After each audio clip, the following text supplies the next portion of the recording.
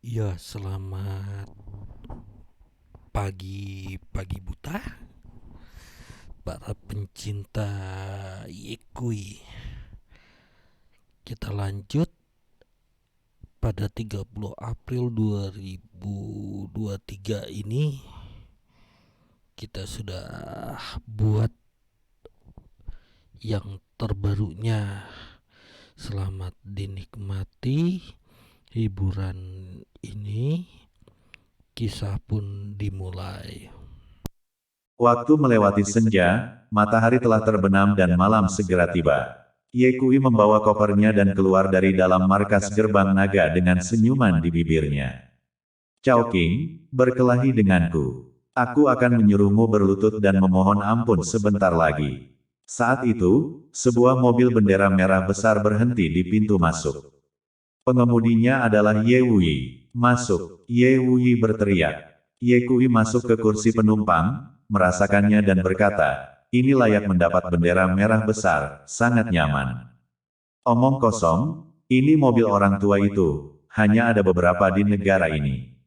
Ye Wuyi tidak puas, keluarga sedang menunggumu, mengapa kamu baru keluar sekarang? Ye Kui berkata, saya baru saja menjalankan tugas kecil yang penting. Ye Wuyi tidak mengajukan pertanyaan lagi, menyalakan mobil dan mengusir Ye Kui. 20 menit kemudian, mobil melaju ke jalan Chang'an dan melewati pintu masuk kota terlarang.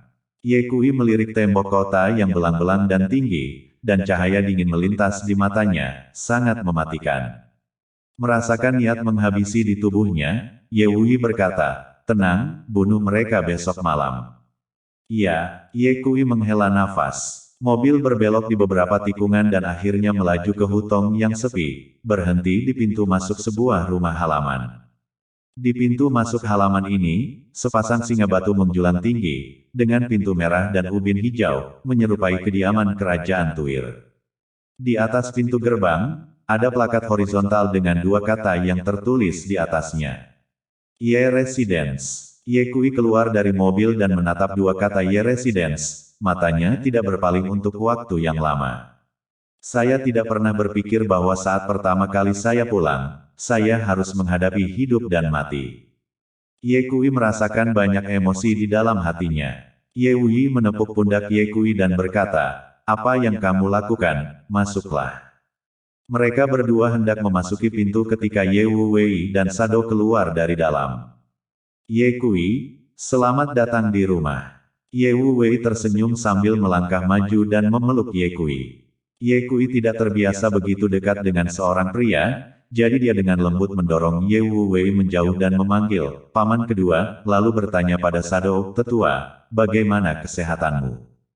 Bayangan itu tersenyum dan berkata, saya sudah makan dengan baik dan tidur nyenyak, saya baik-baik saja. Ye Kui tersenyum dan berkata, itu bagus. Bayangan itu berkata, masuklah ke dalam, semua orang menunggumu. Ye Kui mengangguk sedikit dan mengikuti bayangan itu ke dalam rumah. Rumah keluarga Ye tidak mewah, tetapi lingkungannya damai dan ditata dengan elegan, seperti Taman Jiangnan. Masuk ke ruang tamu, itu kosong. Di mana orang tua itu? Ye Kui bertanya dengan heran. Ada di ruang makan. Ye Wu Wei menuntun Ye Kui dan keluar melalui pintu kecil di bagian belakang ruang tamu menuju ruang makan. Ye Kui baru saja masuk ke ruang makan ketika dia melihat beberapa pasang mata tertuju pada wajahnya. Wajah Ye Kui tenang saat dia menyapu dan melihat beberapa wajah yang tidak asing lagi. Dewa Perang, Master Transmigrasi, Tang Fei, Dragon Knight, ada juga seorang wanita cantik parubaya dengan kebaya, berusia 40-an, dengan kulit yang sangat putih, terawat dengan baik, dan melihat wajahnya yang sedikit mirip dengan Ye Dabao. Ye Kui menebak bahwa wanita ini pasti ibu Ye Dabao. Akhirnya, tatapannya tertuju pada wajah seorang pria tua di sebelah dewa militer. Orang tua itu memiliki wajah yang kurus dan wajah yang baik hati. Ye Kui langsung mengenali bahwa orang tua ini adalah kakeknya, orang yang pernah memegang posisi tinggi dan bertanggung jawab atas semua orang di bawah satu orang. Saat Ye Kui mengukur senior tua Ye juga mengukurnya. Setelah beberapa saat, Ye Kui membungkuk dan menyapanya, salam, senior tua. Jejak kehilangan muncul di mata Penatua Ye, jelas karena Ye Kui tidak memanggilnya kakek. Namun, jejak kehilangan ini dengan cepat menghilang. Ye Kui, kamu akhirnya kembali, bagus, sangat bagus. Penatua Ye menunjuk ke kursi di sampingnya dan berkata, duduklah. Ye Kui duduk dan kemudian memberikan anggukan kecil kepada dewa militer sebagai salam. Dewa perang memiliki senyuman di wajahnya. Ye Wu Wei dan Ye Wu Wei mengikuti dan duduk. Ye Kui, izinkan saya memperkenalkan kepada Anda, ini adalah bibi kedua Anda. Ye Wu Wei berkata sambil menunjuk ke wanita cantik paruh baya di sampingnya. Wanita paruh baya itu tersenyum dan berkata, Ye kecil, selamat datang di rumah. Halo bibi kedua, Ye Kui tersenyum. Ye Kui kemudian bertanya pada Ye Wu Yi, paman ketiga, mengapa saya tidak melihat bibi ketiga? Ye Wu Yi mengumpat, wanita kutu kupret tua ini, aku tidak tahu apa yang telah dia lakukan, aku tidak bisa menghubunginya akhir-akhir ini. Sial, aku sekarat dan dia tidak datang menemuiku. Aku akan menolaknya nanti. Ye Kui tertawa, paman ketiga, kamu berani menolak bibi ketiga, apa kamu tidak takut dipukuli olehnya? Wajah Ye Wudi langsung memerah. Semua orang juga tertawa. Ye Kui bertanya kepada Suhu Duer lagi, Suhu, kapan Anda tiba di ibu kota? Sore ini, Suhu Duer berkata, Suhu Ye, jubah tua melihat cahaya ilahi di matamu, kultivasimu telah meningkat pesat lagi, bukan? Ye Kui menjawab, sedikit. Ayah, karena Ye Kui telah tiba, ayo makan. Ye Wuyi berkata, aku lapar. Tunggu sebentar. Senior Ye berkata, masih ada satu orang yang belum datang. Siapa itu? Ye Wuyi bertanya. Paman ketiga, ini aku. Sebuah suara lemah terdengar. Ye Kui berbalik dan hanya melihat Ye Dabao berdiri di pintu masuk restoran. Sudah lama sejak aku melihatnya, kulit anak laki-laki itu berubah menjadi lebih gelap, jadi dia pasti sangat menderita di aula Hades. Ketika Ye Dabao melihat Ye Kui, sedikit ketakutan melintas di matanya, lalu dia menyapanya satu persatu. Ketika tiba giliran Ye Kui, Ye Dabao dengan sengaja menarik diri dan berteriak, saudaraku. Saya tahu bahwa anak ini sangat takut pada Ye Kui. Ye Kui tersenyum dan bertanya, kamu bersenang-senang di kamp pelatihan iblis istana neraka, bukan? Sudut mulut Ye Dabao bergerak-gerak. Dabao, duduklah, kata Penatua Ye. Ye Dabao mengangguk dan menemukan tempat duduk. Senior Ye berkata, makanan ini terutama untuk menyambut kepulangan Ye Kui. Semuanya sudah datang, ayo makan. Penatua Ye menyelesaikan pidatonya dan menaruh kaki babi ke dalam mangkuk Ye Kui. Berkata dengan ramah, jangan bersikap formal di rumahmu sendiri. Ye Kui dengan lembut menjawab. Setelah makan, Ibu Ye Dabao dan para bawahannya dengan cepat membersihkan meja, memotong beberapa piring buah, mengambil beberapa biji melon dan manisan, membuat teh, lalu meninggalkan ruang makan. Selanjutnya, tiba waktunya untuk membicarakan bisnis. Senior Ye berkata, duelnya besok malam. Jadi selagi semua orang ada di sini, mari kita bahas tindakan balasannya. Meskipun dari kelihatannya, kemungkinannya tidak menguntungkan kita. Tapi kita juga tidak bisa menjadi domba yang disembelih. Menurut informasi intelijen, musuh terkuat kita besok malam adalah Naga 1 dan Naga 2. Namun, ada orang lain yang tidak bisa diabaikan, dan itu adalah murid Long Yi, Sugeyun, kepala paviliun pedang Suzong saat itu. Ushuang menghancurkan paviliun pedang Suzong dan menghabisi Sugeking, balas dendam ini akan diperhitungkan oleh Sugeyun. Ushuang, beritahu kami. Ye Ushuang mengambil alih dan berkata, kekuatan Long Yi tidak terduga, saya kira dia kemungkinan besar telah melangkah ke pintu kultivasi abadi. Ada kemungkinan bahwa Long Er adalah orang yang kuat yang telah mengembangkan 9 saluran ki sejati, atau bahkan 10. Adapun Sugeyun itu, kekuatannya tidak diketahui. Perkiraan konservatifnya adalah dia telah mengembangkan 6 saluran ki sejati, atau bahkan lebih kuat. Jika ini adalah pertarungan campuran, kita tidak memiliki kesempatan untuk menang.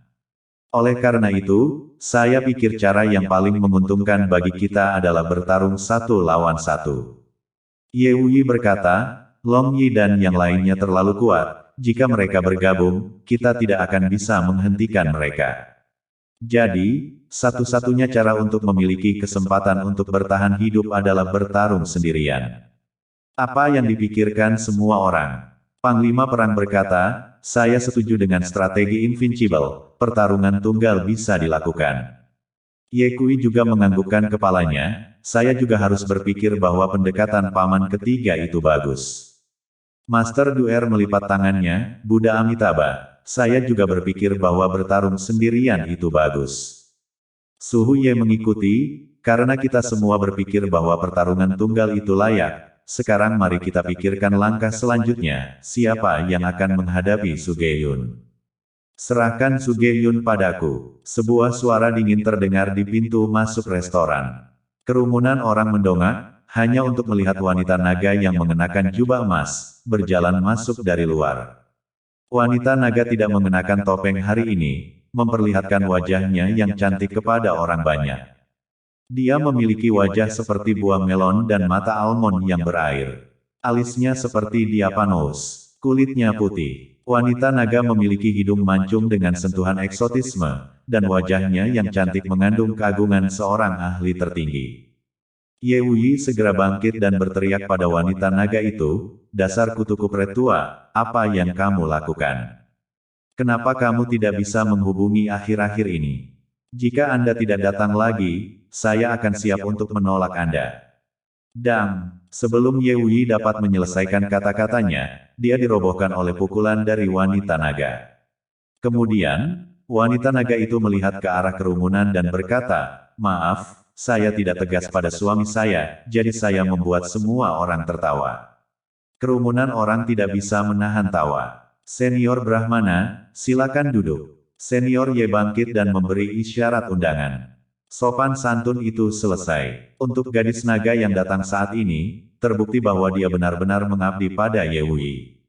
Kamu tidak harus sopan, ngomong-ngomong, aku masih harus memanggilmu ayah. Pelayan naga berkata sambil tersenyum, ayah, kamu tidak akan marah jika aku mendisiplinkan Wuyu, kan? Senior Ye tertawa, disiplin yang bagus, terima kasih. Ye Wouen memandang penatua Ye dengan ketidakpuasan, seolah-olah berkata, saya telah dipukuli oleh wanita kutu kupret tua ini, mengapa Anda masih berbicara dengannya? Apakah aku masih anakmu sendiri atau tidak? Kamu tidak perlu berterima kasih padaku, aku akan mendisiplinkan dia lagi di masa depan. Wanita naga itu selesai berbicara dan mengulurkan tangan untuk menarik Ye Wuyi. Huff. Ye Wouen mendengus dingin dan mengabaikan wanita naga itu.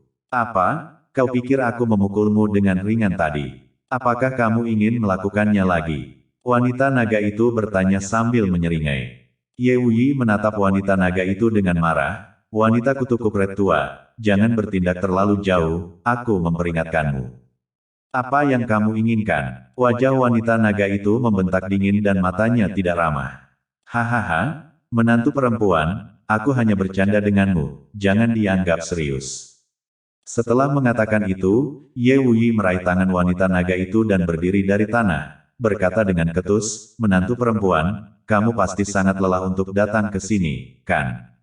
Biarkan aku menggosok bahumu. Ye Dabao tercengang, dia dulu paling takut pada Ye Wuyi, karena setiap kali melihatnya, Ye Wuyi selalu berwajah tegas, seolah-olah dia berhutang jutaan padanya.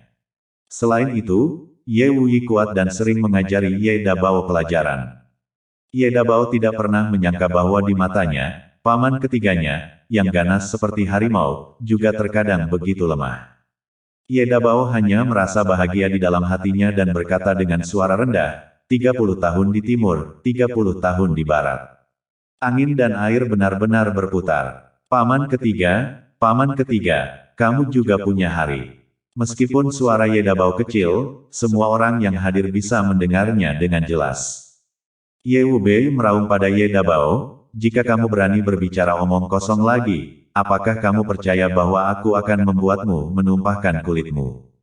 Ye Dabao sangat ketakutan sehingga lehernya menyusut. Menggertak junior bukanlah keahlian, datanglah padaku jika kamu punya nyali.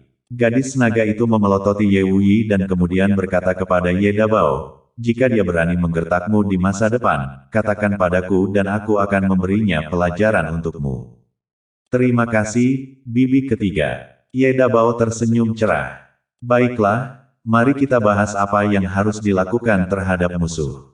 Senior Ye bertanya pada wanita naga itu, kamu baru saja mengatakan bahwa Suge Yun diberikan kepadamu untuk ditangani. Itu benar. Pelayan naga berkata, selama tingkat kultivasi Suge Yun tidak melebihi 8 ki sejati, saya yakin bisa menghabisinya. Tak terkalahkan, saya belum menghubungi Anda akhir-akhir ini karena saya sedang mengasingkan diri. Mengalahkan Suge Yun seharusnya tidak menjadi masalah. Mendengar kata-kata itu, kerumunan orang itu sangat gembira. Bagus, Suge Yun ada di tanganmu. Tetua Ye kemudian berkata, siapa yang akan menghadapi Long Er? Serahkan padaku. Ye Wuyi berkata, aku akan menghabisi Long Er. Wanita naga itu memutar matanya dan memukul Ye Wou En tanpa ampun. Ayolah, dengan tingkat kultivasi yang kamu miliki, naga dua dapat menghancurkanmu dengan satu tangan.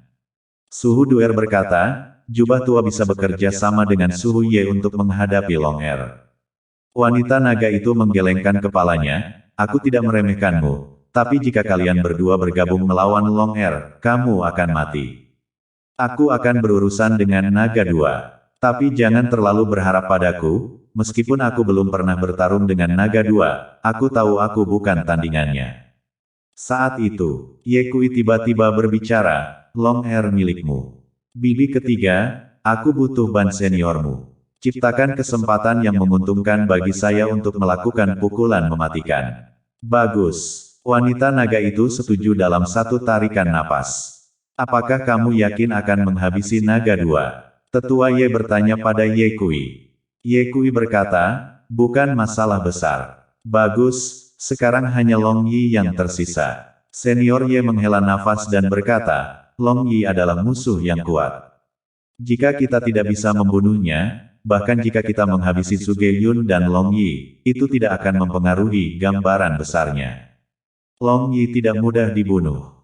Ye Wuyi berkata, jika kita ingin menghabisi Long Yi, kita hanya bisa bekerja sama dan memperjuangkan hidup kita bersama. Senior Duer menghela nafas, sayangnya, jumlah kita terlalu sedikit.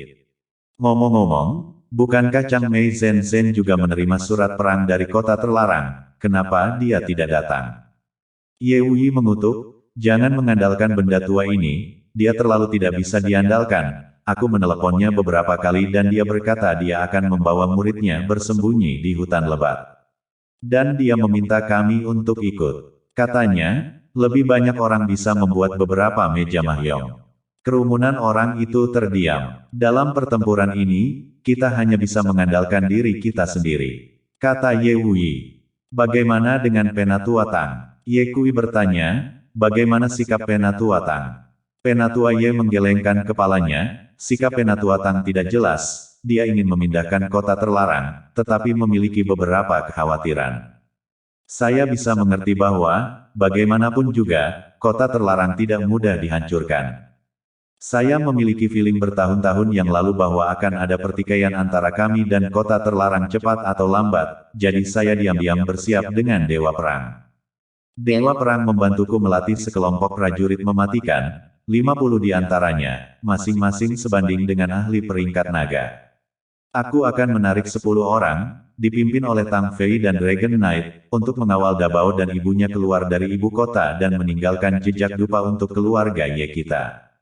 Sisa prajurit yang mati, ikuti kami ke kota terlarang. Besok malam kita akan pergi dan bertempur sampai mati. Semua bersiaplah untuk yang terburuk. Apakah kita hidup atau mati, itu terserah dewa. Itulah akhir dari percakapan tersebut. Ye Kui merasa sedikit aneh. Sejak awal, dewa militer hanya berkata sedikit. Malam itu, Ye Kui menginap di rumah Ye. Keesokan harinya, pada hari ke-30 bulan purnama, pertarungan pun tiba. Malam tahun baru, pagi, angin utara melolong. Cabang-cabang pohon di halaman bergoyang tertiup angin, mengeluarkan suara rintihan yang membuat Anda merasa sedih. Sekarang tengah hari, matahari sedang tinggi dan langit cerah. Keluarga Ye mendekorasi halaman rumah mereka dengan lampu-lampu dan warna-warni untuk menyambut tahun baru Imlek. Ye Wuyi tidak merasa perlu melakukannya, karena setelah malam ini, keluarga nomor satu di ibu kota ini mungkin akan menghilang sama sekali. Tapi senior tua Ye bersikeras. Senior Ye berkata, bahkan jika kita mati, kita harus makan malam reuni sebelum kita pergi, dan mencelupkan diri ke dalam semangat pesta ketika kita pergi. Namun, hati orang-orang masih berat. Untuk menyambut tahun baru Imlek, Master Ye mengambil langkah yang belum pernah terjadi sebelumnya, yaitu memasak sendiri beberapa hidangan. Pukul 1 siang, semua orang makan bersama untuk reuni. Ye Kui kembali ke kamarnya dan menelepon Qian Jinglan, Lin Exquisite, Bai Bing, Qin Wan, Su Luzang, Qian Sansui, dan Su Changjin, yang berada jauh di dahan. Setelah itu, Ye Kui membawa beberapa hadiah dan menuju ke keluarga Bai untuk mengunjungi Jenderal Tua Bai. Tahun ini, Bai Bing tinggal di Jiangsu untuk tahun baru dan tidak kembali ke ibu kota, dan ayah serta anak Bai Yujing berada jauh di luar negeri, yang membuat keluarga Bai tampak sangat dingin. Ketika Ye Kui bertemu dengan Jenderal Tua Bai, dia mengenakan mantel militer abu-abu dan kuning dan duduk di halaman, memanggang api. Dua orang pengawal menemani Jenderal tua itu. Ye kecil, hari ini adalah saat yang kritis. Mengapa Anda masih memiliki waktu luang untuk datang dan melihat orang tua yang buruk seperti saya? Kamu seharusnya tidak datang. Kamu harus mempersiapkan diri untuk pertempuran dengan segenap hati dan jiwamu. Ibu kota telah lama diramaikan dengan rumor tentang duel tersebut, dan Jenderal Tua Bai, sebagai satu-satunya pendiri negara yang masih hidup, tentu saja tahu semua tentang hal itu.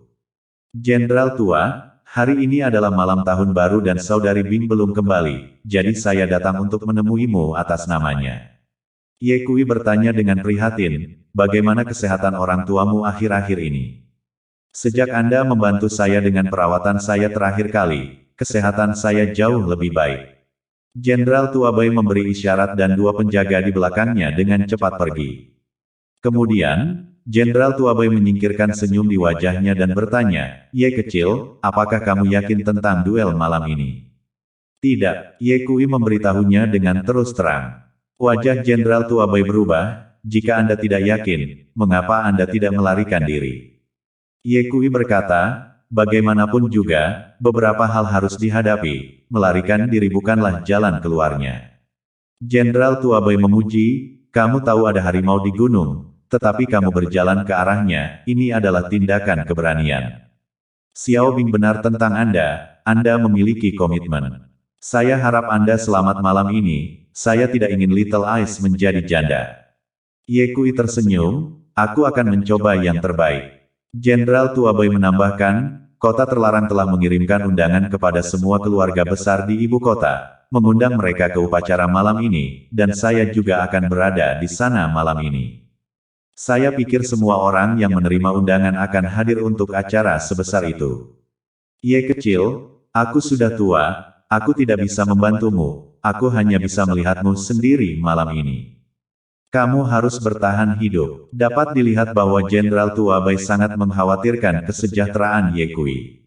Ye Kui tersenyum dan berkata, Jenderal Tua, tidak perlu khawatir, saya akan melakukan yang terbaik. Jenderal Tua Bai mengangguk sedikit. Ada beberapa hal yang harus saya lakukan, jadi saya tidak akan menemani Anda. Jika saya cukup beruntung untuk tidak mati malam ini, maka saya akan membawa Anda ke Jiangsu nanti. Ye Kui berkata, Jiangsu memiliki gunung dan danau, itu tempat yang sangat bagus. Jenderal Tua Bai menganggukkan kepalanya, bagus.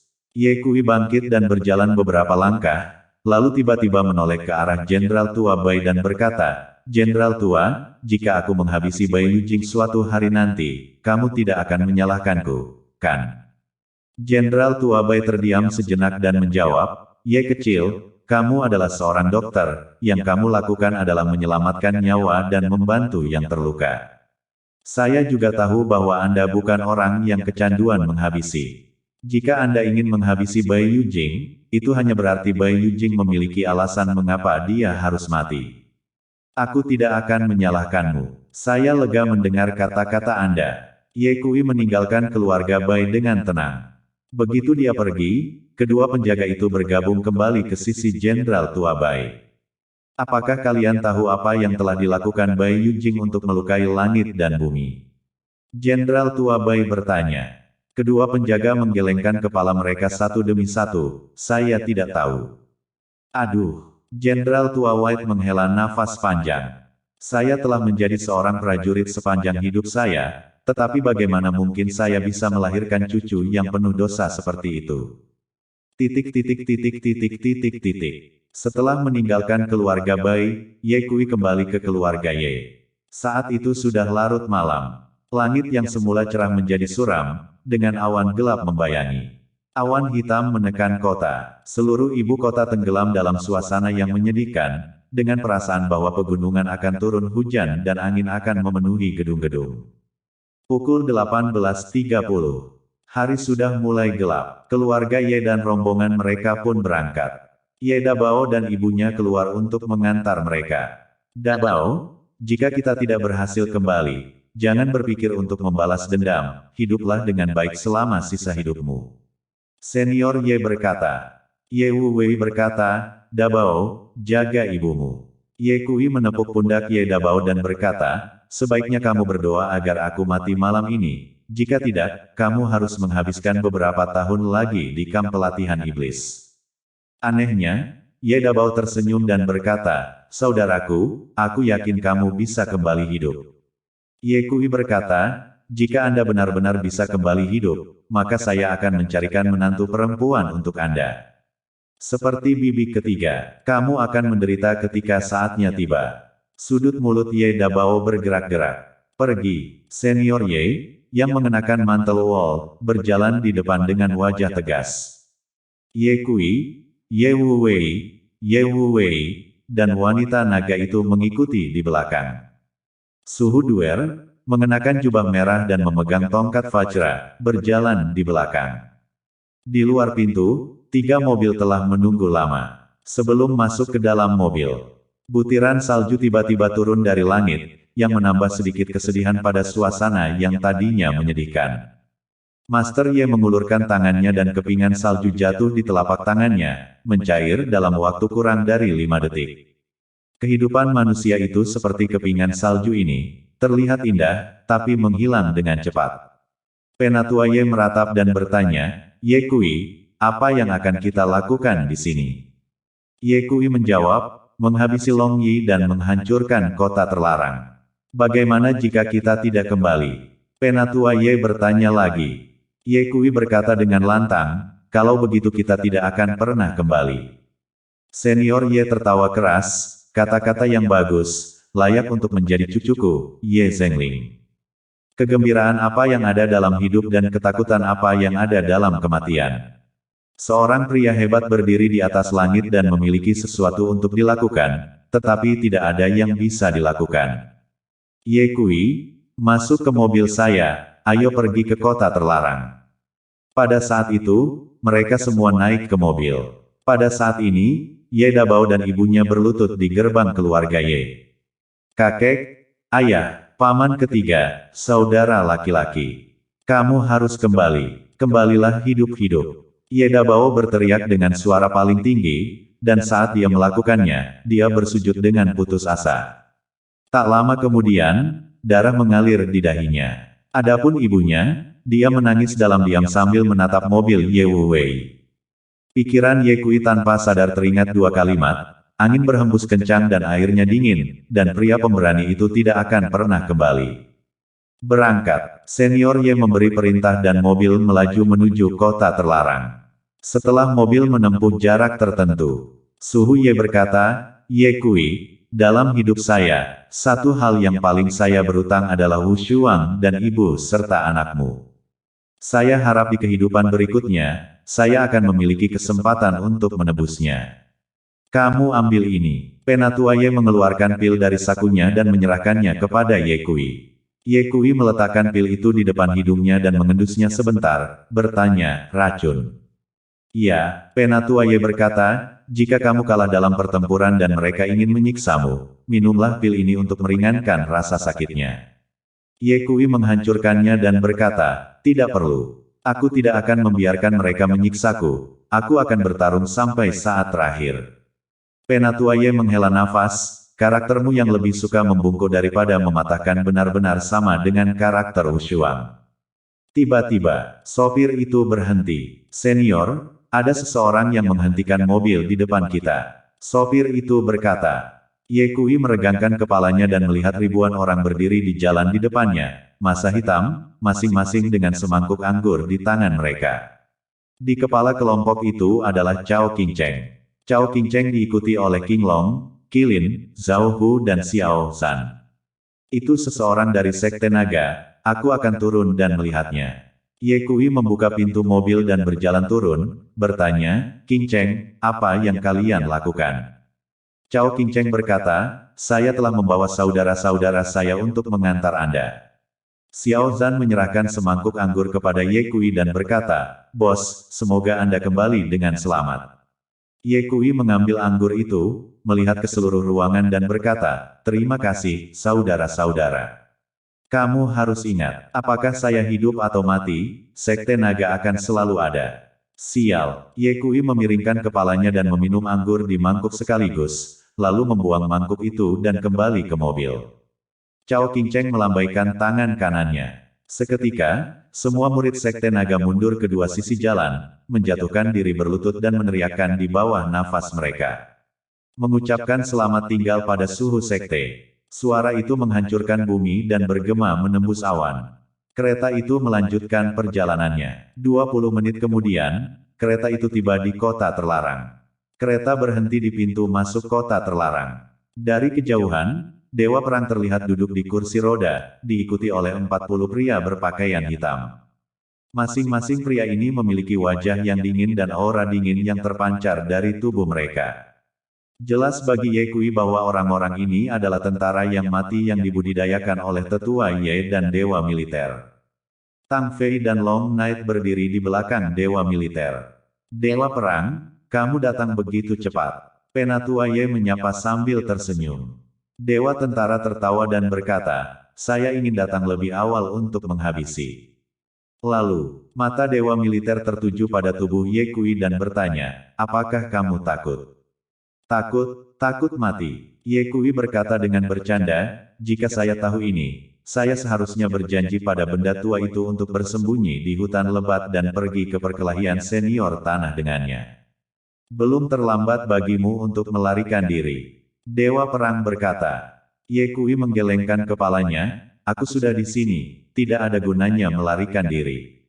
Baiklah, hentikan omong kosongnya, ayo masuk. Dewa Tentara menginstruksikan Tang Fei dan Long Knight lagi, ikuti rencana untuk semuanya, jika kami mati, kalian bawa Ye Dabao dan segera tinggalkan ibu kota.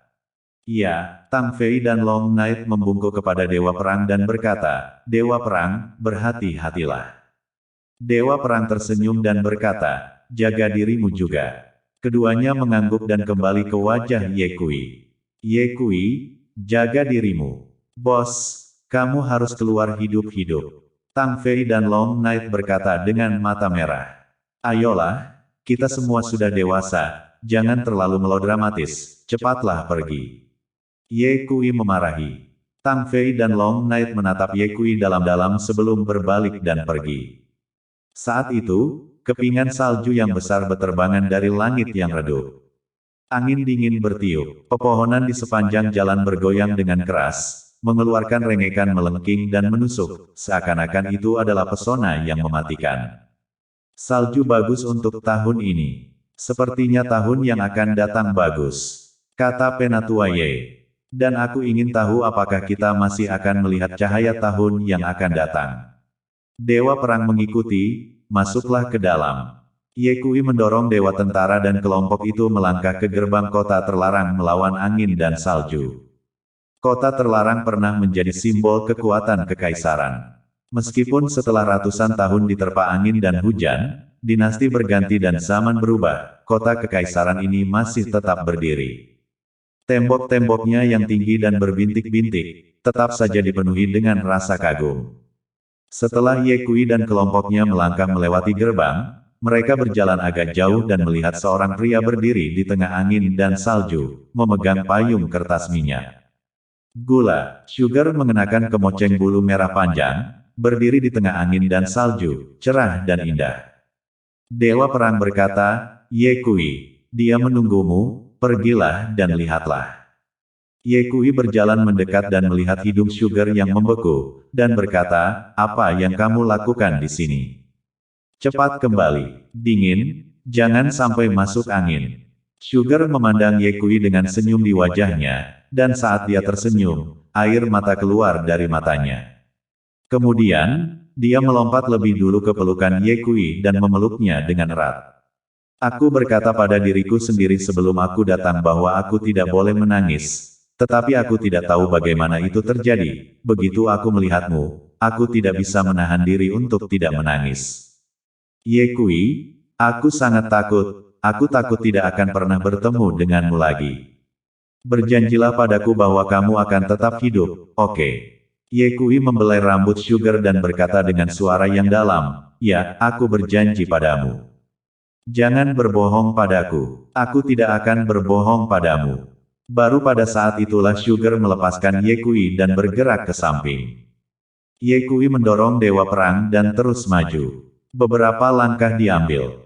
Ye Kui, suara Sugar terdengar di belakangnya lagi, berkata, Ye Kui, saat kamu keluar, aku ingin memberitahumu sebuah rahasia.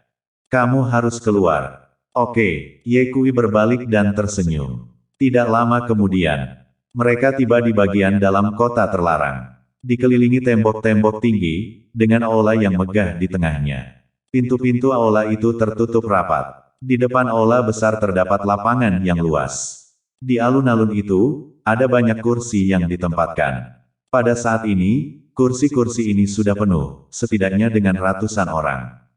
Ye Kui menyapu sekilas dan melihat Pak Tua Tang, Jenderal Tua Bai, King Li Xiao, dan beberapa orang lain yang, meskipun dia tidak mengenal mereka, dia tahu bahwa mereka yang bisa duduk di sini bukanlah orang kecil. Setelah mereka muncul, tatapan semua orang yang hadir, serempak, melihat ke atas. Beberapa khawatir, beberapa acuh tak acuh, beberapa sombong. Penatua Ye memimpin beberapa orang, Ye Kui, dan pergi untuk menyapa Penatua Tang.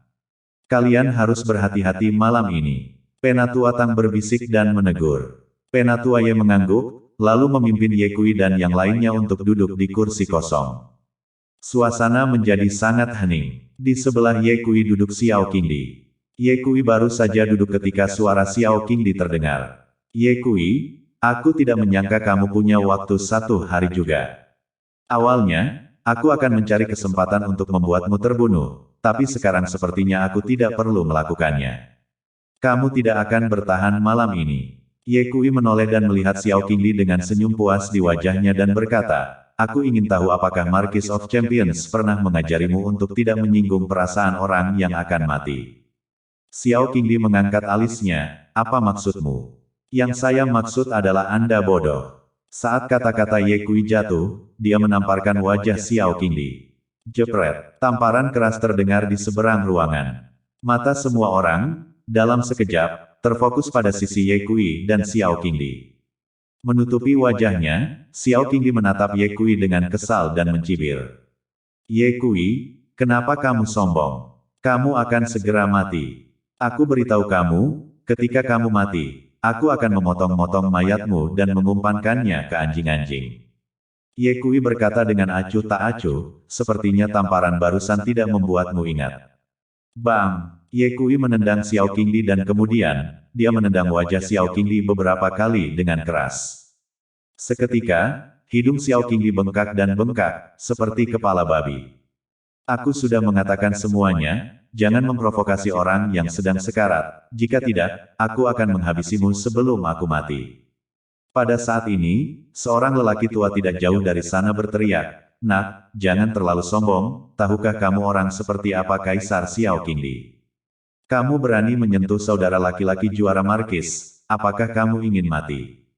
Aku memperingatkanmu. Wosh! Sosok Ye Kui menyapu keluar, diikuti oleh suara tamparan. Tamparan! Ye Kui menamparkan wajah orang tua itu. Siapa kamu? Siapa kamu yang memberitahuku apa yang harus kulakukan? Ye Kui sangat tegas. Wajah lelaki tua itu membiru dan dia berkata dengan marah, saya adalah kepala keluarga Zhou. Lalu kenapa? Orang tua itu jengkel dan menatap Ye Kui seperti orang mati, berkata, biar ku beritahu, aku pernah menjadi pejabat wilayah kekuasaan dan putraku bertanggung jawab atas grup bernilai 100 miliar dolar. Kamu hanyalah orang suci medis kecil dan bos kekuatan bawah tanah. Apa yang kamu merajalela? Percaya atau tidak, lebih mudah bagiku untuk menghancurkanmu daripada seekor semut. Dari orang-orang yang hadir, hanya beberapa orang seperti dewa militer tua Tang yang mengetahui identitas asli Ye Kui. Kebanyakan dari mereka tidak mengetahui bahwa Ye Kui adalah putra Ye Wushuang. Lebih dari 20 tahun yang lalu, di antara mereka yang mengepung Ye Wushuang, ada orang-orang dari keluarga Zhou. Ye Kui menghela nafas dan berkata, sepertinya Anda tidak mendengarkan apa yang saya katakan kepada Kaisar Xiao Qing di barusan. Mengancam orang yang sekarat adalah tindakan yang sangat bodoh. Karena saya akan mati malam ini, saya mungkin juga memanfaatkan kesempatan ini untuk mengumpulkan bunga. Mengumpulkan bunga, apa maksudmu? Orang tua itu tertegun, dan tidak ada yang lain yang mengerti maksud Ye Kui. Namun, Tang Lao mengerti. Ye Kui, jangan. Penatua Tang berbicara dengan tergesa-gesa, tapi sudah terlambat. Ye Kui menyerang secepat kilat dan mencengkeram tenggorokan kepala keluarga Zhou. Lalu di depan mata semua orang, Ye Kui menggunakan cengkeraman yang kuat di tangannya. Kacing, tulang tenggorokan kepala keluarga Zhou patah. Orang tua, inilah yang terjadi jika kamu mengancamku. Ye Kui melemparkan kepala keluarga Zhou ke tanah dengan satu tangan.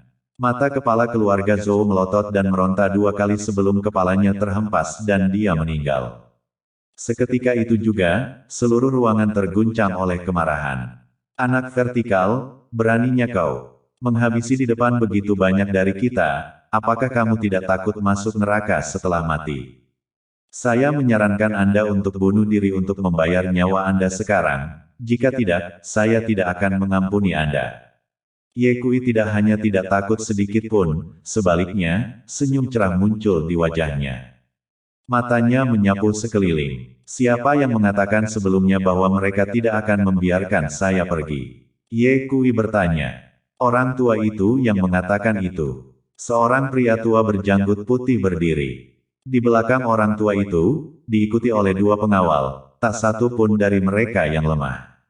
Selain itu, para pengawal membawa senjata, dan saat lelaki tua itu berdiri, tangan mereka mencengkeram senjata dan menatap Ye Kui dengan waspada, siap untuk bergerak. Siapa kamu? Ye Kui bertanya. Saya adalah kepala keluarga Tong. Orang tua itu memiliki wajah yang sombong.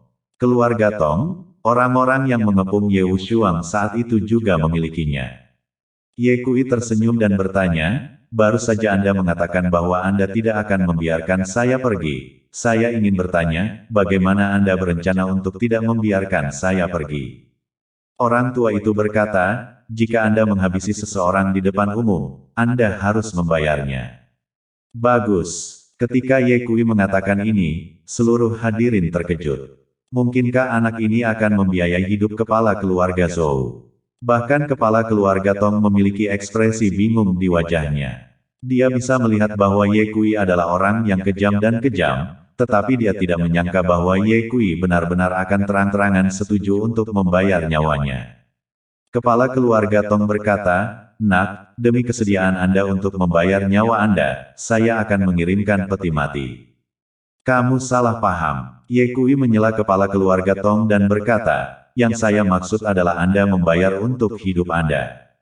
Sikat, saat kata-kata Ye Kui jatuh, dia sudah tiba di depan kepala keluarga Tong. Tang Lao memulai dengan sebuah permulaan dan berteriak, Ye Kui, hentikan. Boom, Ye Kui meninju kepala keluarga Tong. Kepala keluarga Tong sudah menjadi orang tua berusia 60 atau 70 tahun, jadi dia tidak bisa menahan pukulan seperti itu dari Ye Kui. Kepala keluarga, kedua pengawal itu dengan cepat mencabut senjata mereka. Namun, sebelum mereka dapat mencabut senjata mereka, mereka ambruk dalam genangan darah.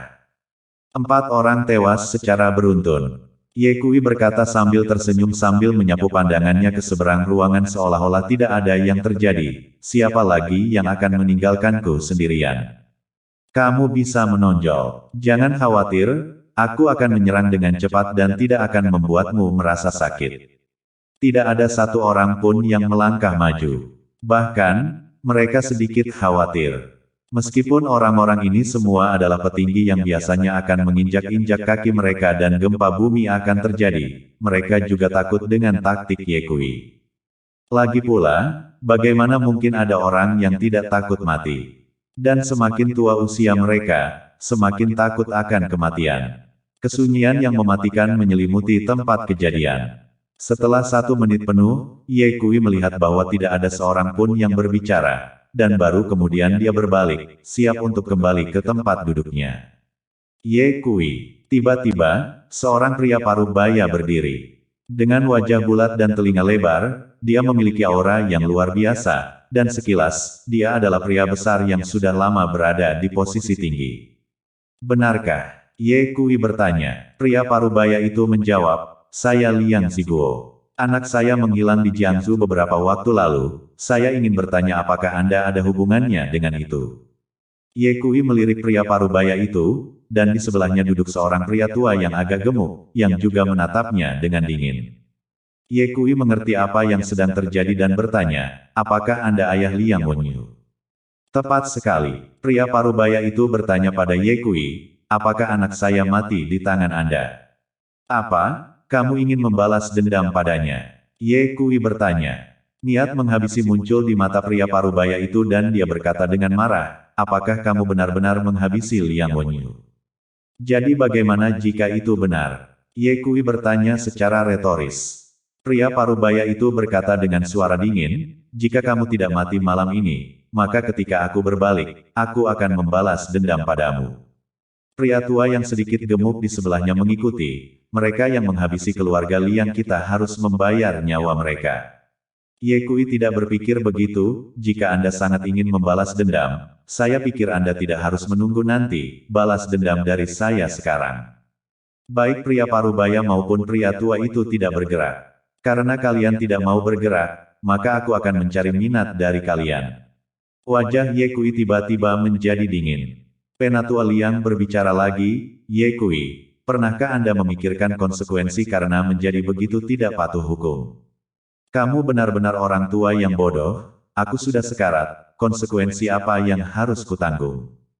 Saat kata-kata Ye Kui jatuh, 2 tinju meledak. Detik berikutnya, ayah dan anak keluarga Liang meninggal secara horizontal di tempat. Ye Kui menghabisi 6 orang secara beruntun, dengan cara yang tegas dan sikap yang kuat. Dengan segera, ia menundukkan para petinggi yang hadir. Adegan itu hening, dan tidak ada yang berani berdiri dan berbicara lagi. Ia menyerukan kematian pada orang yang akan mati, bukankah itu berarti mencari kematian? Penatua Tang melirik Ye Kui, matanya ruwet. Ye Kui kembali ke tempat duduknya dan duduk. Beberapa saat kemudian, dengan suara derit pintu aula besar perlahan-lahan terbuka dan Long Er keluar dari dalam. Mengenakan jubah ular piton ungu dan mahkota emas yang mengikat rambutnya, Long Er tampak seperti seorang raja di zaman Tuir. Seketika itu juga, banyak orang yang berdiri dan memberi hormat. Suhu kedua, petik 2, hanya Ye Kui, tetua Ye Wu Wei, gadis naga, serta jenderal tua Bai dan tetua Tang yang tidak berdiri dan memberi hormat. Ye Kui dan kota terlarang pada awalnya adalah musuh, jadi tentu saja mereka tidak akan memberi hormat. Status Penatua Tang ada di sana, dan tidak mungkin baginya untuk tunduk pada Long Er. Adapun Jenderal Tua Bai, di usianya yang sekarang, ditambah dengan fakta bahwa keturunan keluarga Bai sudah layu, dia tidak peduli jika dia akan menyinggung kota terlarang. Long Er menyapu pandangannya ke sekeliling dan berkata sambil tersenyum. Malam ini adalah malam tahun baru, dan mengganggu hatiku untuk mengganggu reuni kalian dengan keluarga kalian.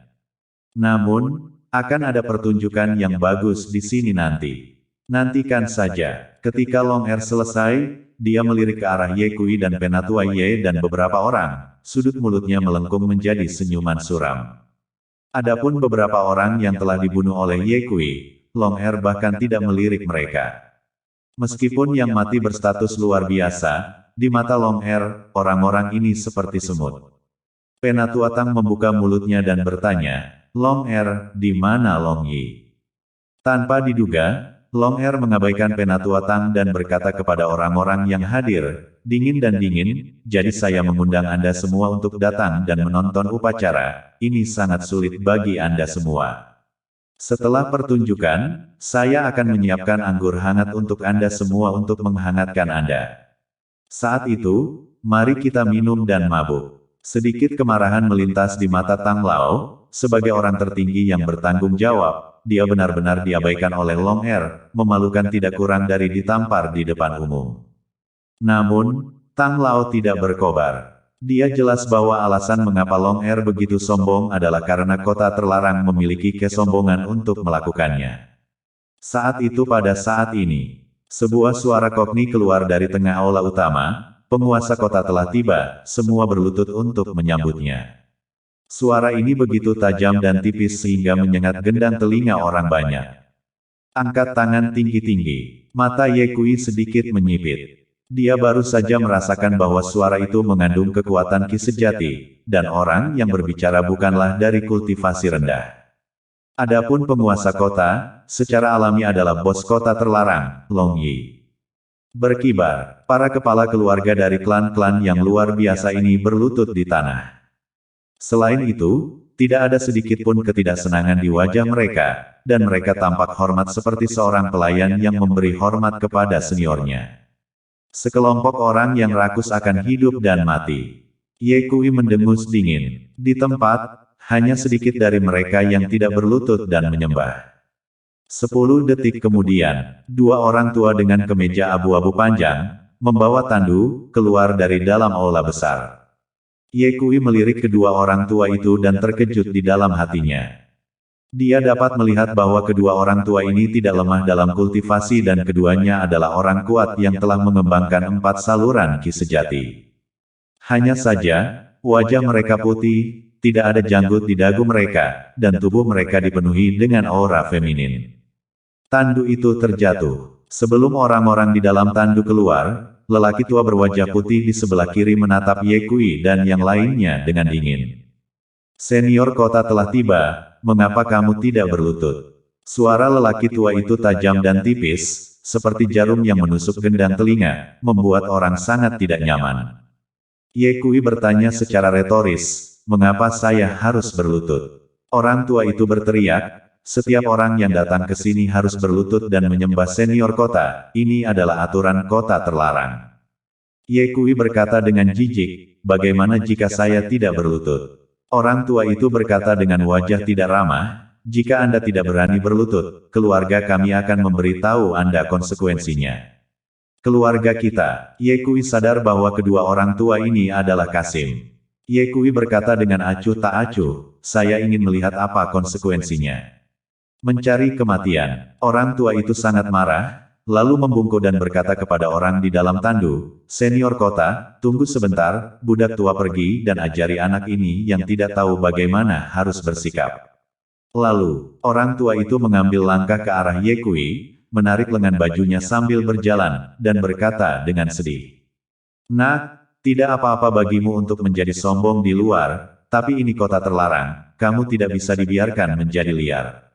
Karena kamu tidak menghormati senior kota, jangan salahkan keluarga kami karena tidak sopan kepadamu. Katakan padaku, bagaimana kamu ingin mati? Orang tua itu berdiri tegak dan sombong, seolah-olah di matanya, Ye Kui sudah menjadi mayat. Ye Kui sangat marah pada lelaki tua itu dan mengutuk, kamu ingin membunuhku meskipun kamu seorang Kasim, siapa yang memberimu keberanian? Orang tua itu sangat marah. Beraninya kamu berbicara seenaknya saat kamu sudah hampir mati, kami akan mengirimmu ke neraka. Wosh! Seperti angin kencang, lelaki tua itu muncul di depan Ye Kui dalam sekejap. Segera setelah itu, dia dengan cepat memeriksa tangan kanannya dan mencengkeram tenggorokan Ye Kui. Ye Kui tidak menghindar atau menghindar, hanya menunggu lelaki tua itu berada setengah meter darinya, dan menghantamkan tinjunya. Boom! Energi internal yang dahsyat itu seperti gelombang laut yang mengejutkan. Tangan kanan lelaki tua itu bahkan belum menyentuh tenggorokan Ye Kui sebelum tubuhnya terbang keluar. Ah! Orang tua itu menjerit sedih dan tubuhnya meledak dengan ledakan saat dia terbang ke belakang. Dalam sekejap, darah dan daging berterbangan. Pemandangan ini mengejutkan seluruh penonton. Tidak ada yang menyangka bahwa Ye Kui begitu kuat hingga berani menghabisi pelayannya di depan Long Yi. Beraninya kamu, berani menghabisi salah satu kota terlarang kami, kematian saja tidak cukup. Di sebelah tandu, seorang kasim tua lainnya menegur dengan keras dan marah. Ye Kui menjawab dengan suara dingin, saya datang ke sini hari ini untuk menghabisi Long Yi. Beraninya kamu, kasim tua itu terbang keluar dan menerkam Ye Kui. Serangan kasim tua ini adalah gerakan menghabisi. 4 saluran ki sejati melayang di belakang punggungnya dan ki yang kuat dilepaskan dari tubuhnya. Ye Kui masih tidak menghindar, dan saat kasim tua itu mendekatinya, dia dengan cepat mengacungkan jari. Swoosh! Pedang ilahi 6 nadi meletus. Ki pedang yang tajam menembus udara, dan pada detik berikutnya, sebuah lubang berdarah muncul di alis kasim tua itu. Dang! Tubuh kasim tua itu jatuh ke tanah, mati. Ketika kedua pelayan itu terbunuh, Long Yi, yang duduk di dalam tandu, juga menjadi marah dan berteriak, Lao Er, bunuh dia. Ya, Long Er menjawab, lalu melangkah ke arah Ye Kui. Sambil berjalan, dia berkata, Ye Kui, terakhir kali aku pergi ke Jiangsu, kursi ini memberitahumu bahwa aku akan membunuhmu sendiri untuk membalas kematian beberapa saudaraku. Awalnya, saya akan menghabisi keluarga Ye terlebih dahulu sebelum saya datang untuk menghabisi Anda. Karena Anda sangat sombong, saya akan mengirim Anda dalam perjalanan terlebih dahulu. Nak, menderita kematian. Aura seorang ahli tertinggi mengalir keluar dari tubuh Long Er, dan dari jarak yang jauh, Ye Kui begitu kewalahan oleh aura ini sehingga dia tidak bisa bernapas. Ekspresi Ye Kui sangat serius saat dia mengepalkan tangan kanannya menjadi kepalan tangan. Pertempuran besar akan segera dimulai. Tiba-tiba, teriakan keras datang dari pintu masuk kota terlarang. Berhenti, hentikan. Tiba-tiba, sebuah tangisan yang dalam terdengar. Kerumunan orang berbalik, hanya untuk melihat sesosok tubuh, melawan angin dan salju yang bergejolak, datang dari pintu masuk kota terlarang. Dia memiliki wajah yang tampan dan sosok yang tegap, mengenakan mantel militer dan membawa pedang perang yang tersampir di punggungnya. Kakak, Xiao Qingdi berteriak terkejut. Iya, orang yang datang tidak lain adalah Marquis of Champions Xiao Jiu. Kerumunan orang di dalam ruangan itu berbisik-bisik. Sudah kubilang, bagaimana mungkin acara seperti ini bisa berlangsung tanpa Marquis sang juara? Lihatlah juara Marquis, dia tidak terlihat seperti berada di sini untuk menonton acara ini, bukan? Kudengar beberapa bulan yang lalu, ketika alam utara dalam masalah, Ye Kui membawa orang-orang dari Sekte Naga untuk menyelamatkan Xiao Jiu. Mungkinkah Xiao Jiu datang untuk membantu Ye Kui? Meskipun Xiao Jiu sangat kuat, dia bukanlah saingan kota terlarang, jadi saya harap dia tidak mencari kematiannya sendiri. Ye Kui juga sedikit terkejut. Tanpa diduga, saat ini, Xiao Jiu telah muncul. Kakak, Xiao Qingdi terus berteriak keras pada Xiao Jiu. Xiao Jiu melihat ke arah Xiao Qingdi dan melihat wajahnya penuh memar dan bengkak seperti kepala babi. Dia berjalan mendekat dan bertanya, siapa yang melakukan ini? Ye Kui, Xiao Qingdi berkata dengan suara penuh kebencian, saudaraku, bantu aku menghancurkan Ye Kui. Anak itu menginjak wajahku dengan kakinya. Apakah kamu yakin Ye Kui yang melakukannya? Xiao Jiu sepertinya tidak mempercayainya. Saya yakin, Xiao Qingdi berkata, semua orang yang hadir menyaksikannya dengan mata kepala sendiri. Kepala keluarga Zhou membantu saya berbicara dan juga dibunuh oleh Ye Kui. Mata Xiao Jiu menyapu dan melihat mayat kepala keluarga Zhou. Matanya terasa dingin. Jepret, Xiao Jiu menamparkan wajah Xiao Qingdi. Xiao Qingdi tercengang dan menutupi wajahnya. Kakak, kenapa kamu memukulku? Xiao Jiu berkata dengan suara dingin, Ye Kui memukulmu, itu berarti kamu pantas dipukul. Saya pantas dipukuli. Xiao Qingdi sedikit marah, kakak, apakah kamu bingung? Sudah kali ini, mengapa kamu masih berbicara untuk Ye Kui? Dia akan segera mati. Diam. Xiao Jiu memelototi Qingdi Xiao, lalu berkata dengan lembut, Qingdi, mulai sekarang, kamu tidak boleh bertindak sembrono, kamu harus mengubah caramu dan menjadi orang yang baik. Xiao Jiu menatap Xiao Qing di dalam-dalam. Sorot matanya penuh dengan keengganan. Kemudian, langkah-langkah pun diambil. Juara Markis. Ye Kui melihat Xiao Jiu berjalan di depannya dan mengucapkan salam. Namun, Xiao Jiu tidak berhenti dan hanya melirik ke arah Ye Kui. Xiao Jiu berjalan melewati Ye Kui dan terus berjalan ke bagian paling depan alun-alun. Tepat ketika orang banyak mengira Xiao Jiu akan menyapa Tetua Tang, tiba-tiba, Xiao Jiu berlutut dengan kedua lututnya. Gagal, Xiao Jiu berlutut di tanah dan berkata dengan lantang, "Murid Xiao Jiu, beri hormat kepada suhuku." Suhu, siapakah suhu Xiao Jiu? Orang-orang yang hadir saling berpandangan tidak percaya, karena mereka tidak pernah mendengar bahwa Xiao Jiu memiliki seorang suhu. Xiao Jiu, mengapa kamu tidak tinggal di alam utara dengan baik dan kembali ke ibu kota saat ini? Apa yang ingin kamu lakukan? Di dalam tandu, suara Long Yi yang tidak puas datang dari tandu. Apa? Xiao Jiu adalah murid Long Yi. Dalam sekejap, terjadilah kegemparan. Juara Markis adalah pewaris kota terlarang. Bagaimana ini mungkin? Kerumunan orang itu tidak percaya. Xiao Qing ditercengang, sejak kapan kakak menyembah Long Yi sebagai seniornya? Kenapa aku tidak tahu? Ye Kui dan Ye Wuyi dan yang lainnya juga tercengang. Mereka juga tidak menyangka bahwa juara Markis yang terkenal di dunia sebenarnya adalah murid Long Yi. Apakah Penatua Tang tahu tentang masalah ini? Ye Kui melirik Penatua Tang yang berwajah muram, rupanya Penatua Tang juga tidak mengetahui bahwa Xiao Jiu adalah pewaris kota terlarang. Juga benar bahwa jika Penatua Tang tahu bahwa Xiao Jiu adalah murid Long Yi, maka dia pasti tidak akan mempercayakan Xiao Jiu dengan tugas-tugas penting. Tiba-tiba, hati Ye Kui terkejut. Karena Xiao Jiu adalah murid Long Yi, apa alasan dia datang ke ibu kota saat ini? Untuk membunuhku. Jika itu masalahnya, lalu apa yang dilakukan oleh jutaan pasukan kuat di bawah komando Xiao Jiu saat ini?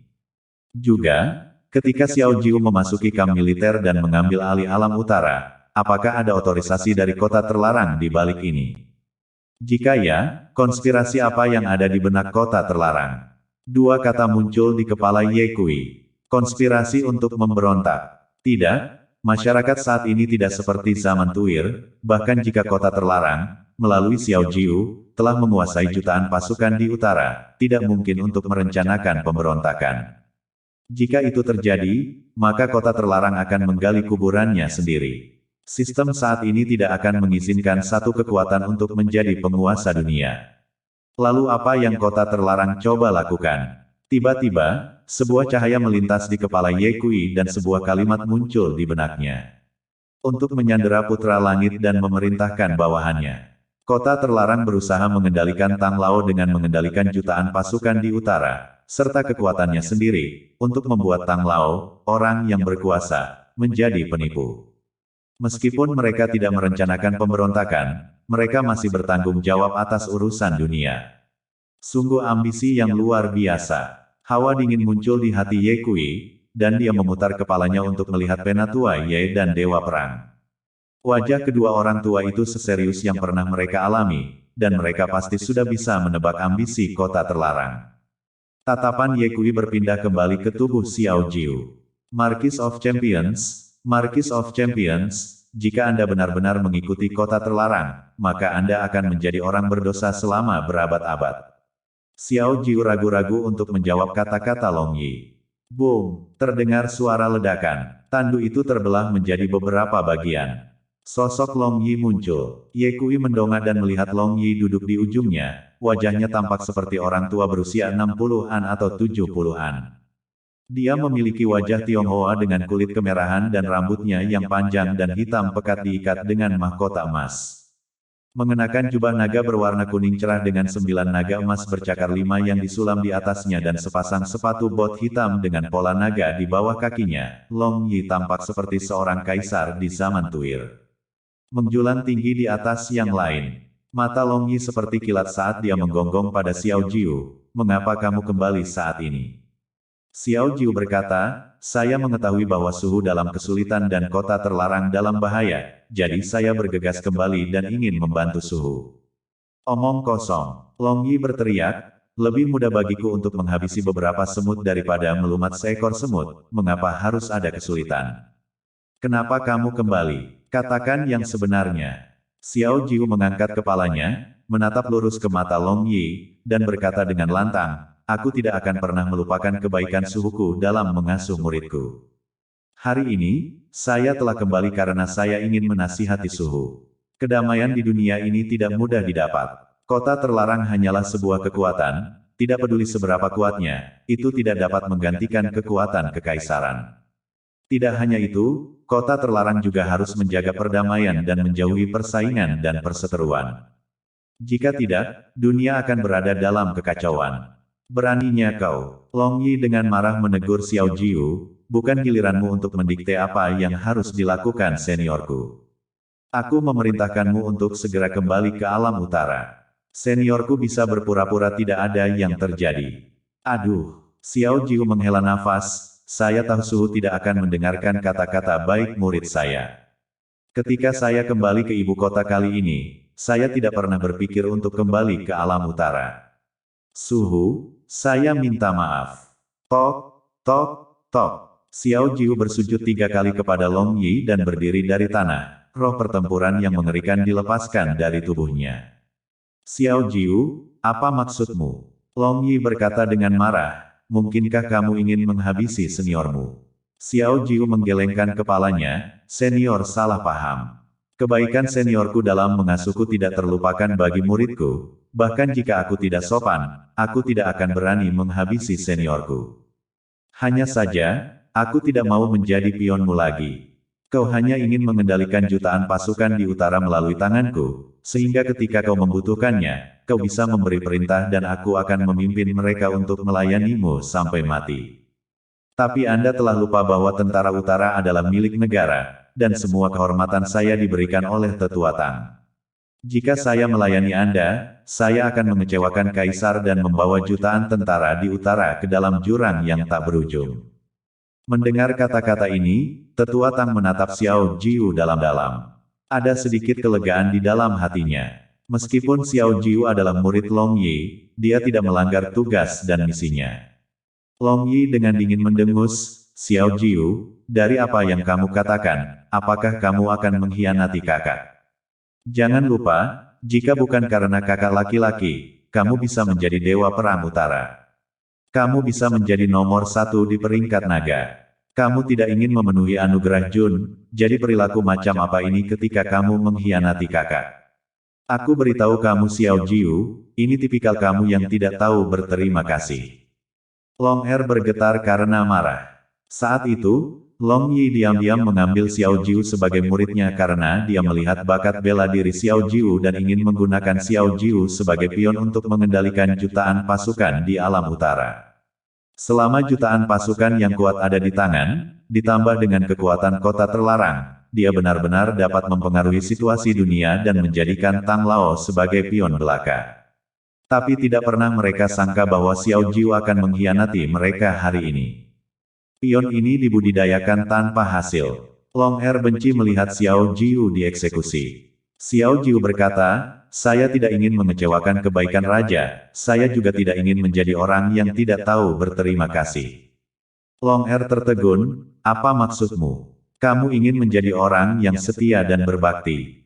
Lelucon, sejak zaman dahulu, tidak ada yang namanya kesetiaan dan berbakti. Long Yi menatap Xiao Jiu dan terdiam. Wajahnya sulit dibaca. Suhu, saya, Xiao Jiu, bukanlah orang yang tidak tahu berterima kasih. Untuk membalas kebaikan Anda, hari ini, murid saya mengorbankan nyawanya untuk membantu Anda menghabisi musuh besar Anda. Setelah Xiao Jiu selesai berbicara, dia berbalik dan berjalan menuju Ye Kui. Long Er berkata dengan marah, aku tidak butuh ban seniormu untuk menghabisi beberapa semut. Xiao Jiu, kembalilah ke alam utara. Kata-kata itu belum selesai. Long Yi mengangkat tangannya dan memberi isyarat agar Long Er diam. Long Er hanya bisa berkata, kakak, kita belum merencanakan selama bertahun-tahun. Kita tidak ingin dia membantu kita menghabisi musuh. Yang kita inginkan adalah jutaan pasukan di utara. Long Yi berkata, Xiao Jiu telah membuat pilihannya. bahkan jika dia kembali ke alam utara, jutaan pasukan tidak akan berada di bawah kendali kita. Long Yi berkata dengan cemas, tapi ini akan mengganggu rencana kita.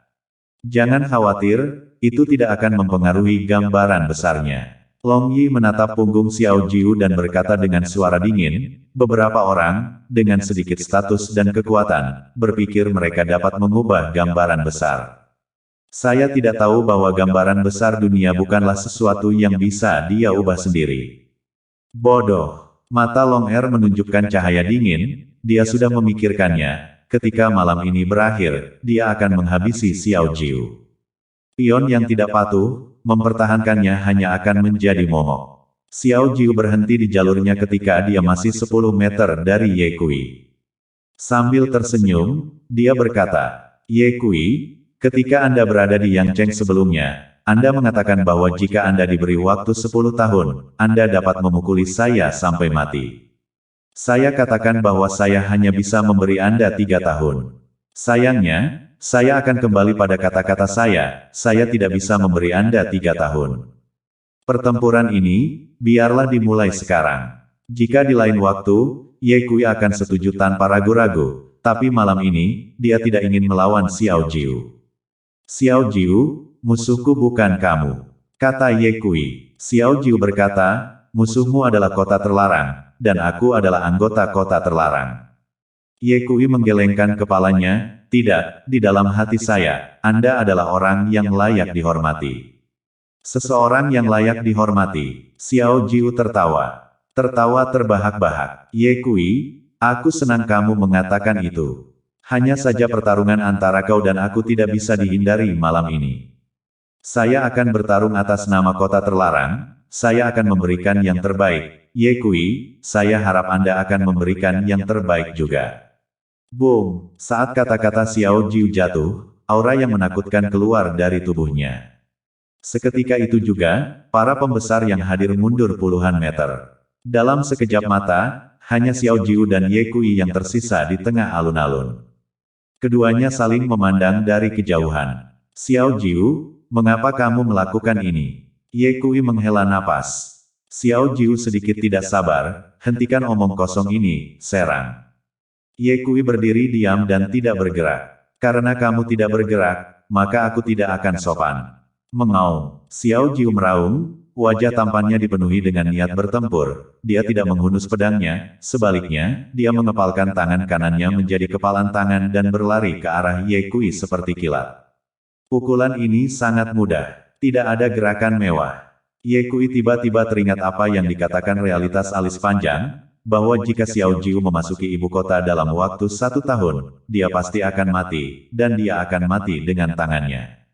Wosh! Kaki Ye Kui bergerak dan dengan cepat melesat ke samping. Dia tidak ingin bergerak dengan Xiao Jiu. Xiao Jiu mengejarnya dan tinjunya terus menghantam Ye Kui. Ye Kui menghindar dan bertanya, apakah kamu harus berkelahi? Saya harus bertarung. Xiao Jiu berkata, saya bilang saya akan memberikan yang terbaik, dan saya harap kamu juga akan memberikan yang terbaik. Boom! Xiao Jiu melemparkan tinjunya lagi. Ye Kui sudah memahami pikiran Xiao Jiu, kali ini, dia tidak menghindar dan dengan cepat mengerahkan energi internalnya dan menemuinya dengan tinju. Menghadapi ahli nomor 1 di peringkat naga, Ye Kui tidak berani gegabah. Pukulan ini mengandung kekuatan ki sejati. Boom! Kedua tinju bertabrakan dengan ledakan keras. Ye Kui dan Xiao Jiu secara bersamaan jatuh ke belakang sejauh 3 atau 4 meter, diikuti oleh tubuh mereka yang terbang ke arah satu sama lain lagi. Dalam sekejap, keduanya benar-benar saling menyerang selama lebih dari 30 jurus. Perkelahian, keduanya mundur pada saat yang bersamaan. Ini seri. Mata para hadirin terbelalak, saat pertukaran pukulan yang cepat dan hiruk-pikuk tinju ke tinju membuat darah mereka mendidih, jauh lebih tegang dan seru daripada adegan duel para master di film.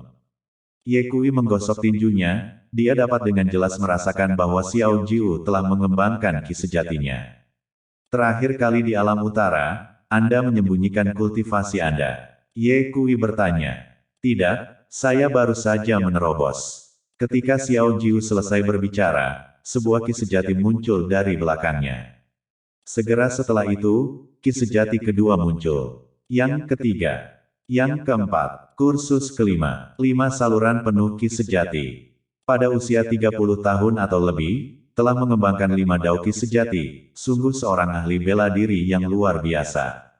Ye Kui mengeluh dalam hatinya dan berkata, Xiao Jiu, sebenarnya, pertempuran ini, kita bisa bertarung di lain waktu. Ye Kui masih tidak ingin bertarung dengan Xiao Jiu. Atau lebih tepatnya, dia tidak ingin menghabisi Xiao Jiu. Anda harus memahami situasi saya tidak ingin mengecewakan Penatua Tang dan jutaan jenderal, saya juga tidak ingin menjadi murid yang tidak tahu berterima kasih, saat ini, hanya ada satu pilihan. Xiao Jiu berkata sambil tersenyum, Ye Kui, jangan kecewakan aku dalam pertempuran ini. Tentu saja, jika Anda menunjukkan belas kasihan, maka Anda yang akan mati. Ye Kui terdiam sejenak dan membuat keputusan di dalam hatinya. Rasa hormat terbesar yang bisa diberikan kepada lawan adalah dengan berusaha sekuat tenaga. Juara Markis, saya tidak akan menunjukkan belas kasihan. Serang, pertarungan sampai mati. Ye Kui telah memahami niat Xiao Jiu ingin setia dan berbakti dan bertekad untuk mati. Karena alasan ini, Ye Kui hanya bisa memenuhinya. Boom! Keduanya bertukar pukulan lagi. Itu masih merupakan benturan tinju. Saat tinju dengan cepat bersentuhan, Ye Kui merasa bahwa kekuatan dahsyat melonjak, menekan kekuatannya. Perkelahian. Ye Kui mundur 5 langkah berturut-turut. Melihat Ye Kui dipukul mundur oleh pukulan Xiao Jiu, para pembesar yang hadir, satu persatu, bertepuk tangan dan berteriak setuju. Pertarungan yang bagus. Layak menjadi Marquis of Champions. Marquis of Champions, bunuh dia sekarang. Pembunuhan Ye Kui sebelumnya terhadap beberapa orang di depan orang-orang ini telah lama menyebabkan ketidakpuasan mereka. Hanya saja mereka sebelumnya dipaksa oleh niat menghabisi Ye Kui dan tidak berani berbicara dengan marah. Pada saat ini, melihat Xiao Jiu mengusir Ye Kui, masing-masing dari mereka benci melihat Ye Kui segera mati. Di sisi lain, Ye Wu Wei bertanya pada Ye Wu Wei, saudara kedua, siapa di antara mereka yang menurutmu akan menang? Saya tidak mahir dalam seni bela diri, jadi sulit untuk mengatakannya. Kata-kata Ye Wu Wei berubah, namun, saya memiliki keyakinan pada Ye Kui. Saya juga memiliki kepercayaan pada Ye Kui. Ye Wu Wei tertawa. Jangan terlalu optimis. Gadis naga berkata, Xiao Jiu adalah ahli nomor 1 di peringkat naga, tidak mudah bagi Ye Kui untuk menang melawannya. Menantu perempuan, apa yang kamu lihat? Ye Wu Yi bertanya. Pelayan naga berkata, terakhir kali aku melihat Xiao Jiu di alam utara, keterampilan dan kultivasinya jauh lebih kuat dari sekarang. Terlebih lagi, sekarang dia bertekad untuk mati, kekuatan tempurnya bahkan lebih besar dari sebelumnya. Bahkan seorang praktisi ki sejati jalur ke-6 yang kuat mungkin bukan lawannya. Ye Wu Yi tidak berpikir begitu, bahkan jika Xiao Jiu lebih kuat, bisakah dia masih lebih kuat dari Miyamoto Musashi? Bisakah dia masih lebih kuat dari Dewa Penyihir? Baik Miyamoto Musashi dan Dewa Penyihir dikalahkan oleh Ye Kui, Xiao Jiu tidak terkecuali. Hanya saja agak disayangkan Xiao Jiu berakhir seperti ini. Ye Wu Wei juga menghela nafas. Juara Markis, pria sejati juga. Bagian tengah alun-alun. Ye Kui, aku tahu kekuatanmu, jangan tunjukkan belas kasihan atau kamu akan benar-benar mati. Aku tidak akan menahan apapun dalam pertempuran ini. Xiao Jiu mengingatkan. Bagus, kalau begitu biarkan aku belajar seberapa kuat kamu. Nomor 1 di peringkat naga, adalah. Niat bertarung yang agung muncul di tubuh Ye Kui. Raungan naga yang mengguncang surga terdengar. 3 saluran ki sejati bawaan melayang di atas kepala Ye Kui, dan bayangan naga emas menari, membuat Ye Kui seperti anak naga sejati, suci dan tidak dapat diganggu-gugat. Seketika, seluruh hadirin terkejut. Apa yang terjadi? Mengapa bayangan naga muncul di atas kepala anak itu? Itu pasti ki sejati bawaan yang legendaris. Pintu masuk ke aula utama. Long Yi menatap 3 saluran ki sejati bawaan di atas kepala Ye Kui, rasa iri muncul di matanya. Ki sejati bawaan, yang tidak dapat ditemukan, saya tidak menyangka anak ini bisa mengembangkan 3 dao. Kemudian, tatapan Long Yi sedingin es sampai ke intinya. Anak ini harus mati, jika tidak, cepat atau lambat, dia akan menjadi masalah besar di hati kita. Long Er juga memiliki perasaan yang sama, begitu Ye Kui diizinkan untuk tumbuh sepenuhnya, maka kota terlarang akan hancur. Kakak tidak perlu khawatir, anak itu sudah mati malam ini, kata Long Er. Long Ni menganggukkan kepalanya. Minum. Ye Kui dan Xiao Jiu berteriak pada saat yang sama, dan mereka berdua bergegas menuju satu sama lain dari arah yang berbeda. Mereka seperti dua kuda liar yang lepas kendali, dan dalam sekejap, mereka bertabrakan bersama. Boom! Terdengar suara ledakan. Tubuh kedua pria itu sedikit bergetar. Tepat pada saat ini, 3 saluran prana sejati bawaan mengalir deras dari atas kepala Ye Kui dan melingkari lengan Ye Kui. Prana sejati mengalir ke tinjunya dan kekuatan yang menakutkan meledak. Bang! Tubuh Xiao Jiu seperti bola kulit saat terbang mundur dan jatuh ke tanah sejauh 10 meter. Setelah mendarat di tanah, punggung Xiao Jiu menekan tanah dan meluncur keluar untuk beberapa saat, kemudian menopang tanah dengan satu tangan sebelum menstabilkan tubuhnya. Seteguk darah segar muncrat keluar. Seluruh ruangan bergetar. Terutama para petinggi yang sebelumnya berteriak-teriak agar Xiao Jiu menghabisi Ye Kui, mata mereka terbuka lebar saat ini, dengan ekspresi tidak percaya di wajah mereka. Sang juara markis telah terluka begitu cepat. Dia adalah dewa perang dari utara. Xiao Jiu menyeka darah dari sudut mulutnya, menatap Ye Kui dan menyeringai, lumayan. Ye Kui menjawab, hanya bagus. Kamu sangat kuat dan layak menjadi lawan saya. Xiao Jiu berdiri dari tanah. Hunus pedangmu, jika tidak, kamu tidak akan bertahan beberapa jurus di tanganku, kata Ye Kui. Xiao Jiu tertawa keras, Ye Kui, kamu terlalu sombong, aku bisa mengalahkanmu bahkan tanpa menghunus pedangku. Minum. Xiao Jiu berteriak, 5 saluran ki sejati melingkari lengannya dan tangannya mengepal saat dia bergegas menuju Ye Kui. Bahkan orang-orang yang menyaksikan pertempuran itu dengan jelas merasa bahwa Xiao Jiu telah menjadi lebih kuat, seolah-olah dia telah berubah menjadi orang yang berbeda.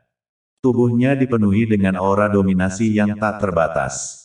Selain itu, keberanian yang tak tertandingi. Mata Ye Kui berbinar dan dia tahu bahwa Xiao Jiu telah meledak.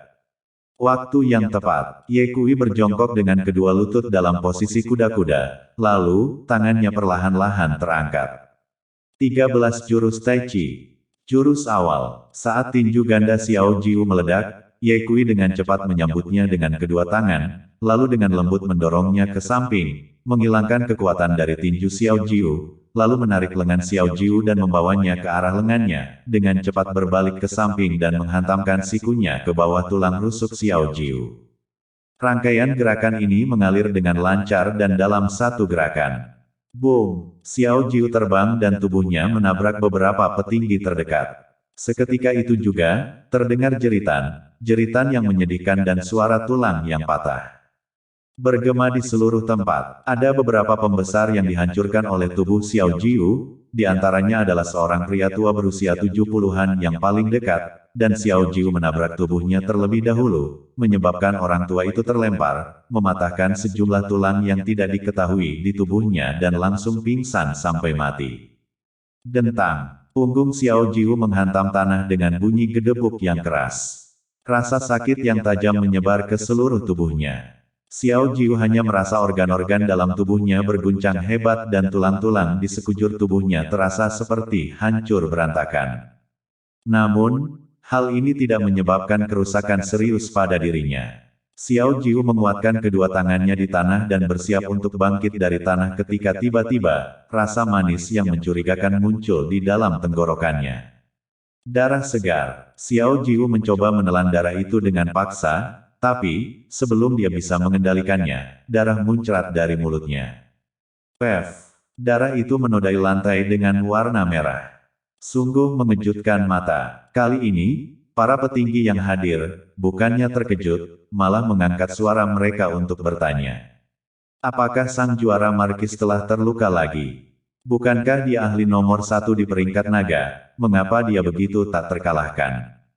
Mungkinkah dia melakukannya dengan sengaja? Bahkan ada orang yang dengan marah menegur Xiao Jiu, anak ini menghabisi ayah dan anak keluarga Liang, menghabisi senior keluarga Tong dan senior keluarga Zhou. Kematian saja tidak cukup, kamu sengaja kalah. Apa yang ingin kamu lakukan? Bahkan Xiao Qingdi, seorang yang bodoh, berpikir bahwa Xiao Jiu membiarkan air keluar dan berkata dengan keras, "Saudaraku, jangan tunjukkan belas kasihan, bunuh Ye Kui dengan cepat." Wajah Long Yi suram. Tidak peduli apa, Xiao Jiu adalah muridnya, dan dipukuli oleh Ye Kui di depan umum dan meludahi darah membuatnya kehilangan muka. Dengan teriakan marah, "Xiao Jiu, hunus pedangmu." Boom! Xiao Jiu menguatkan tangannya di tanah dan tubuhnya memantul dengan keras, dan dalam sekejap, aura pada dirinya semakin kuat. Matanya tertuju pada Ye Kui. Xiao Jiu tidak menghunus pedangnya. Gemerincing, Xiao Jiu merobek mantel militer di tubuhnya, dan bahkan pisau tempurnya pun dibuang olehnya. Pada saat yang sama, mata Xiao Jiu menjadi tajam dan penuh agresivitas. Pemanasan sudah selesai, sekarang sudah resmi. Ketika Xiao Jiu membuat pernyataan ini, seluruh ruangan terkejut. Apa? Dia baru saja melakukan pemanasan. Saya sudah menduganya, sang juara markis tidak akan jatuh secepat itu. Sekarang anak Ye Kui seharusnya sudah mati, kan? Punggung Xiao Jiu lurus seolah-olah dia adalah lembing saat dia berjalan ke arah Ye Kui dengan langkah besar. Ye Kui, berhati-hatilah. Saat kata-kata Xiao Jiu jatuh, tubuhnya seperti guntur yang berlari saat dia mengayunkan tinjunya. Wah! Tinjunya menggulung arus udara yang kuat dan bergema dengan suara angin dan guntur saat menghantam kepala Ye Kui seperti meteor. Pukulan ini masih datang lurus ke depan. Tidak ada gerakan mewah. Ketika para penonton melihat adegan ini, mereka sangat marah dan mengutuk Xiao Jiu. Bukankah kamu bilang pemanasan sudah selesai, kenapa kamu masih menggunakan gerakan seperti itu? 2 kali dia meludah darah sebelumnya, dia menggunakan gerakan seperti itu. Saya pikir Xiao Jiu sengaja menguras air. Namun, wajah Ye Kui muram. Meskipun Xiao Jiu masih menggunakan tinjunya, masih menggunakan kuda-kuda yang sama, bahkan, tidak ada perubahan dalam lintasan pukulannya. Namun, kekuatan dan kecepatannya telah berubah. Kekuatannya telah meningkat lebih dari 10 kali lipat. Kecepatannya meningkat lebih dari 10 kali lipat. Tinju Xiao Jiu dipenuhi dengan aura dominan yang tak tertandingi, yang mungkin terkait dengan karakter Xiao Jiu, yang berjalan lurus ke depan. Ketika kepalan tangan Xiao Jiu masih setengah meter dari Ye Kui merasakan aliran udara yang kuat. Aliran udara ini membuat pipi Ye Kui terasa kasar, seakan-akan ia sedang digoreskan pisau tajam ke kulit wajahnya. Itu semakin dekat dan semakin dekat. Setengah meter. 30 cm. 10 cm. Tiba-tiba, Ye Kui mengepalkan tangan kanannya dan meledak. Boom! Tabrakan yang sengit. Begitu kepalan tangan mereka bersentuhan, masing-masing merasakan kekuatan dahsyat dari kepalan tangan yang lain. Perkelahian. Ye Kui terus mundur, sol sepatunya bergesekan dengan lantai dengan suara yang menusuk telinga. Dia mundur sejauh 15 meter. Baru setelah itu Ye Kui berhenti. Kejutan muncul di matanya. Dia harus tahu bahwa meskipun dia tidak menggunakan semua kekuatannya sekarang, pukulan itu baru saja memiliki kekuatan beberapa ribu pound, tetapi dia masih dirobohkan oleh Xiao Jiu. Itu luar biasa. Sedikit yang dia tahu bahwa hati Xiao Jiu bahkan lebih terkejut daripada dirinya. Pukulan tadi sudah merupakan batas kekuatannya, namun tidak melukai Ye Kui, tetapi hanya memaksanya untuk mundur. Xiao Jiu merasakan bahwa Ye Kui belum menggunakan kekuatan penuhnya. Benar-benar cabul. Xiao Jiu bergumam di dalam hatinya, dan kemudian, sekali lagi, dia bergegas keluar. Ketika dia masih berjarak 5 meter dari Ye Kui, Xiao Jiu melompat dan menendang Ye Kui ke udara ke arah tenggorokannya. Ye Kui menendang balik seperti kilat. Bang! Kedua pria itu bertukar pukulan kuat. Segera setelah itu, kedua pria itu bertarung. Bertarung semakin keras dan keras, tinju saling bertubrukan, adegan bergema dengan benturan tanpa henti. Mata para penonton terbelalak saat mereka merasakan adrenalin yang terpacu. Sungguh sangat mengasyikkan. Ini adalah duel para master yang sesungguhnya. Saya harus mengatakan, Xiao Jiu sangat kuat, jika saya melawannya, maka saya pasti akan kalah. Ye Wuyi kagum. Gadis naga berkata, itu tidak mengherankan. Bagaimanapun, Xiao Jiu adalah ahli nomor 1 di peringkat naga, tetapi namamu bahkan tidak muncul di peringkat naga. Musuh Ye Wu. Ye Wu Wei membantu menjelaskan, meskipun kakak ketiga tidak berada di peringkat naga, kekuatannya tidak jauh berbeda dengan Xiao Jiu.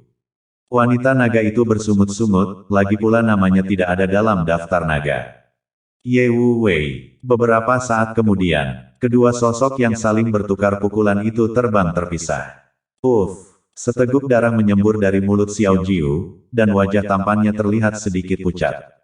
Kamu sudah kalah. Ye Kui berbicara dengan sedikit penyesalan di dalam hatinya.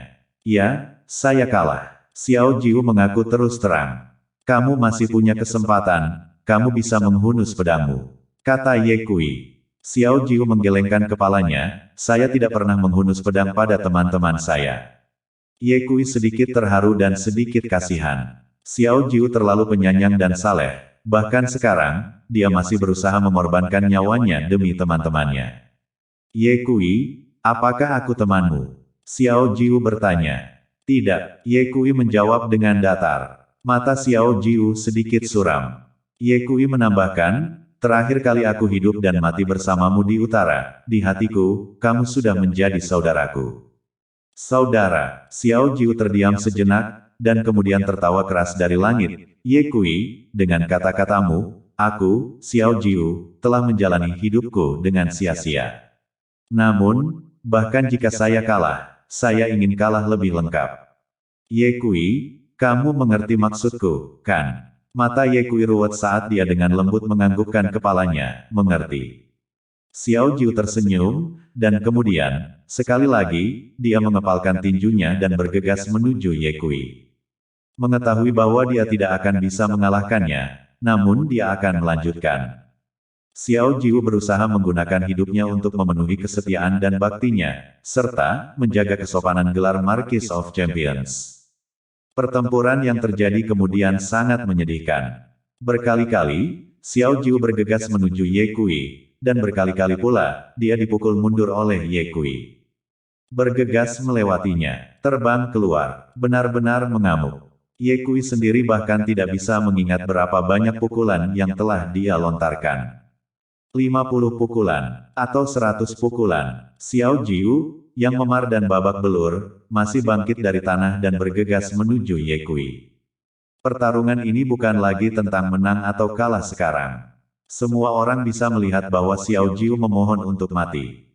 Kakak, haruskah kita menyelamatkan nyawanya? Long Er menasehati, bagaimanapun juga, Xiao Jiu adalah muridmu. Menggunakan hidupnya untuk membuktikan kesetiaan dan bakti, sungguh bodoh. Long Yi berkata dengan wajah dingin, lagi pula, apa gunanya menyimpan pion yang tidak berguna? Di sisi lain, Penatua Ye juga menghela nafas, sayang sekali, Xiao Jiu adalah orang hebat di generasinya, jika bukan karena kesetiaan dan bakti, maka dia tidak akan berhenti di sini. Dengan melakukan ini, Ye Kui membuat Xiao Jiu menjadi utuh. Dewa Perang berkata, meskipun Xiao Jiu kalah, dan kalah telak. Tapi, untuk dirobohkan lagi dan bangkit lagi dan lagi, semangatnya ini layak dikagumi. Xiao Jiu adalah seorang pahlawan. Xiao Qingdi duduk di kursi dan mendesis putus asa, saudaraku, jangan berkelahi. Ye Kui, tolong lepaskan saudaraku. Aku mohon padamu, wow. Pada saat ini, Xiao Jiu terbaring di tanah, darah mengalir dari sudut mulutnya, dan tulang-tulang di tubuhnya tidak tahu berapa banyak yang patah, dia terlihat sangat menyedihkan. Namun, dia tidak kesal, dan wajahnya masih tersenyum. Xiao Jiu berjuang untuk beberapa saat dan bangkit dari tanah dengan susah payah, berusaha menjaga punggungnya tetap lurus. Adegan itu sunyi senyap. Ye Kui merasa sangat tidak nyaman di dalam hatinya dan bertanya, Xiao Jiu, apakah ada hal lain yang ingin kamu katakan? Xiao Jiu merapikan pakaiannya yang compang camping, lalu membungkuk pada Ye Kui dan berkata sambil tersenyum, Ye Kui, terima kasih telah membuatku utuh, mari kita ucapkan selamat tinggal selamanya. Kata-kata itu jatuh. Xiao Jiu sekali lagi mengepalkan tinjunya dan bergegas menuju Ye Kui. Xiao Jiu sekali lagi bergegas menuju Ye Kui. Ini adalah pukulan terakhir. Kecepatannya lambat, dan tidak hanya itu, Xiao Jiu bahkan tidak bisa berdiri diam. Kakinya tersandung dan dia terlihat seperti akan jatuh kapan saja. Tinjunya juga longgar, tanpa kekuatan sedikitpun. Namun, mata Xiao Jiu penuh dengan tekad yang tak henti-hentinya, seolah-olah dia mengatakan kepada orang lain bahwa dia tidak akan pernah mundur meskipun ada segunung pedang dan api di depannya. Dia tidak akan pernah menyerah. Ye Kui merasa sedikit menyesal di dalam hatinya. Awalnya, Xiao Jiu tidak perlu mati, tetapi untuk membuktikan kesetiaan dan baktinya, dia bertekad untuk mati. Mungkin di mata orang-orang hina itu, tindakan Xiao Jiu sangat bodoh, hanya orang bodoh yang akan melakukannya, sementara di mata orang-orang mulia, tindakan Xiao Jiu ini adalah tindakan heroik, meski sedikit menyedihkan, tapi mengagumkan. Sebagai panglima tertinggi di alam utara, Xiao Jiu tidak gagal memenuhi anugerah kedaulatannya. Sebagai pewaris kota terlarang, dia tidak melakukan kesalahan terhadap seniornya. Sebagai seorang pejuang, dia mengorbankan nyawanya untuk negaranya. Sebagai seniman bela diri, dia bertarung sampai akhir. Seorang pria yang hebat harus melakukannya. Sementara Ye Kui mengagumi Xiao Jiu, dia juga merasa sedikit sedih. Suatu ketika, dia adalah gunung yang tidak dapat diatasi di hati saya, dan saya tidak pernah berpikir bahwa dia akan mengakhiri hidupnya dengan cara seperti itu. Sangat disayangkan. Ye Kui menatap Xiao Jiu dan diam-diam menunggunya mendekat. 10 meter, 8 meter, 6 meter, 3 meter, 2 meter, setengah meter. Akhirnya, tinju Xiao Jiu menghantam. Ye Kui bahkan tidak bisa lagi merasakan sedikit pun kekuatan dari kepalan tangan Xiao Jiu, seolah-olah itu adalah kepalan tangan bayi. Namun, Ye Kui tidak menunjukkan belas kasihan. Boom! Sebuah tinju menghantam keluar. Xiao Jiu seperti layang-layang dengan tali yang putus saat tubuhnya melengkung di udara dan terbang sejauh 20 meter. Dentang, tubuhnya menghantam tanah dengan keras. Darah terus muncrat dari mulut Xiao Jiu, dia masih hidup, dia masih ingin berdiri, namun setelah berjuang beberapa saat, dia tidak bisa bangun. Dia bisa merasakan bahwa kematian semakin dekat dan semakin dekat dengannya. Saat-saat terakhir, Xiao Jiu sepertinya mengingat sesuatu dan memutar kepalanya untuk melihat Kaisar Xiao Qingdi. Bibirnya bergerak dengan susah payah, tidak ada satupun suara yang keluar. Namun, Ye Kui dapat melihat melalui bibirnya bahwa Xiao Jiu telah mengucapkan 8 kata kepada Kaisar Xiao Qingdi. Hiduplah dengan baik dan jangan membalas dendam. Xiao Qingdi rupanya juga membaca bibir Xiao Jiu dan jatuh ke tanah sambil berteriak, "Kakak, kakak." Ye Kui berjalan ke arah Xiao Jiu dan berjongkok di depannya, berkata, "Mari kita menjadi saudara lagi di kehidupan selanjutnya." Senyum muncul di wajah Xiao Jiu, dan kemudian, dengan damai, dia menutup matanya. Ini adalah akhir dari satu generasi Marquise juara. Mulai sekarang, 3 kata, Marquis of Champions, hanya akan muncul dalam ingatan orang-orang. Beristirahatlah dengan tenang. Ye Kui berdiri, mundur 2 langkah, lalu berdiri tegak dengan kedua kakinya. Desir, dia memberi hormat militer kepada Xiao Jiu. Diikuti dengan seksama, dewa militer berdiri dengan wajah serius dan perlahan-lahan mengangkat tangan kanannya sendiri, juga memberikan hormat kepada Xiao Jiu. Prajurit seperti itu pantas untuk dihormati. Ye Wuyi juga mengikuti dan memberi hormat. Buddha Amitabha, Suhu Duer melipat tangannya dan menundukkan kepalanya, mulutnya membisikkan mantra akhirat. Suhu Ye dan naga wanita berdiri dan menundukkan kepala mereka dalam duka. Mata tetua Tang memerah dan dia berdiri, memberi hormat pada Xiao Jiu sambil berteriak, "Selamat tinggal Marquis of Champions." Hiruk pikuk, para petinggi dari keluarga-keluarga yang berkuasa di tempat kejadian berdiri dan melepas kepergian Xiao Jiu dengan cara mereka sendiri.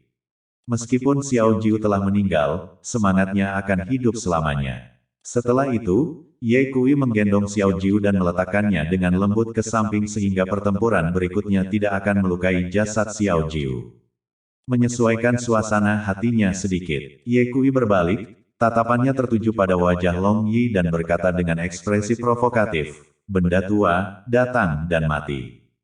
Seluruh ruangan terkejut. Tidak ada yang menyangka bahwa Ye Kui akan berani memanggil Long Yi. Anak ini, dia benar-benar tidak takut mati. Kurasa dia tahu dia akan mati malam ini, jadi dia hancur. Lihat saja, anak ini akan segera dicabik-cabik. Long Er berteriak, Ye Kui, siapa kamu yang meneriaki kakak? Terakhir kali di Jiangsu, saya katakan bahwa saya sendiri yang akan membunuhmu. Long Er kemudian berkata kepada Long Yi, kakak, kamu istirahat dulu, aku akan pergi dan menghabisi anak itu untuk membalaskan dendam adik-adikku. Long Yi menghela napas pelan. Long Er melangkah maju dan hendak menyerang. Tiba-tiba, sebuah suara keras terdengar, paman senior kedua, mengapa menggunakan sasaran tembak untuk menghabisi seekor ayam? Aku akan mensuhu siang ini. Beraninya dia tidak menghormati suhu, aku akan membuatnya menyesal datang ke dunia ini. Kerumunan orang itu menoleh, hanya untuk melihat seorang pria dengan pedang panjang di tangannya berjalan perlahan di tengah angin dan salju. Tingginya 5 kaki 7 inci, dengan potongan rambut cepak kecil, kulit gelap dan wajah yang biasa saja, tipe orang yang hanya Anda lihat di tengah kerumunan lalu berbalik dan melupakannya. Tidak ada yang cerah dari tubuhnya. Biasa-biasa saja sampai ekstrim. Namun, jika diperhatikan dengan seksama, kita akan melihat bahwa setiap langkah yang diambil pria itu jatuh dengan keras, tetapi tanah tidak meninggalkan jejaknya. Angkat tangan tinggi-tinggi. Mata Ye Kui menyipit saat dia menatap pria itu untuk melihat lebih dekat, dan menemukan bahwa dia tidak dapat melihat melalui tingkat kultivasi pihak lain. Tiba-tiba, sebuah nama muncul di kepalanya. Su Ge-yun. Benar saja, dia mendengar Long Er berkata, Su Ge-yun, Ye Kui akan berada di tanganmu. Ingat, jangan biarkan anak ini mati terlalu cepat. Beberapa pamanmu telah mati di tangannya, jadi sebelum kamu membunuhnya, biarkan dia merasakan apa artinya lebih buruk dari kematian. Su Ge-yun. Kerumunan orang di dalam ruangan itu tercengang. Dia adalah Su Ge-yun, master dari paviliun pedang Su Song. Bukankah mereka mengatakan bahwa paviliun pedang dihancurkan oleh Ye Wushuang bertahun-tahun yang lalu? Kenapa Su Ge-yun masih hidup? Su Ge-yun adalah seorang jenius seni bela diri saat itu, bertahun-tahun telah berlalu, aku ingin tahu seberapa kuat dia. Kali ini Ye Kui sudah mati. Dewa militer dan tetua Ye saling bertukar pandang, ekspresi mereka tenang, penampilan Su Ge-yun sesuai dengan harapan mereka. Nak, bagaimana kamu ingin mati? Su Ge-yun bertanya pada Ye Kui dengan keras dari jarak jauh, seolah-olah menurut pendapatnya, membuat Ye Kui terbunuh lebih mudah daripada menghabisi seekor semut. Bagaimana saya ingin mati? Ye Kui tertawa, aku tidak ingin mati. Tanyakan saja, siapa di bawah langit yang ingin mati? Kamu, di sisi lain, terdengar sangat merajalela, hati-hati aku akan membongkar kamu nanti. Su Ge-yun sangat meremehkan, tidak ada seorang pun di dunia ini yang bisa memotong-motong saya. Nak, jangan berpikir bahwa hanya karena Xiao Jiu mati di tanganmu, kamu memenuhi syarat untuk menyebut gertakan kota terlarang. Di mataku, kamu selemah semut. Yang saya butuhkan untuk membunuhmu hanyalah sebilah pedang. Su Ge-yun menghunus pedang panjangnya, dan seketika, aura dingin yang tak tertandingi keluar dari tubuhnya.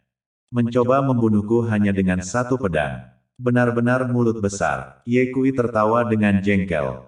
Kamu tidak percaya padaku. Aku akan membiarkanmu melihat jika kamu tidak percaya padaku. Setelah Su Ge-yun selesai berbicara, sosoknya tiba-tiba menghilang dari tempat itu. Detik berikutnya, bilah pedang itu berada di tenggorokan Ye Kui.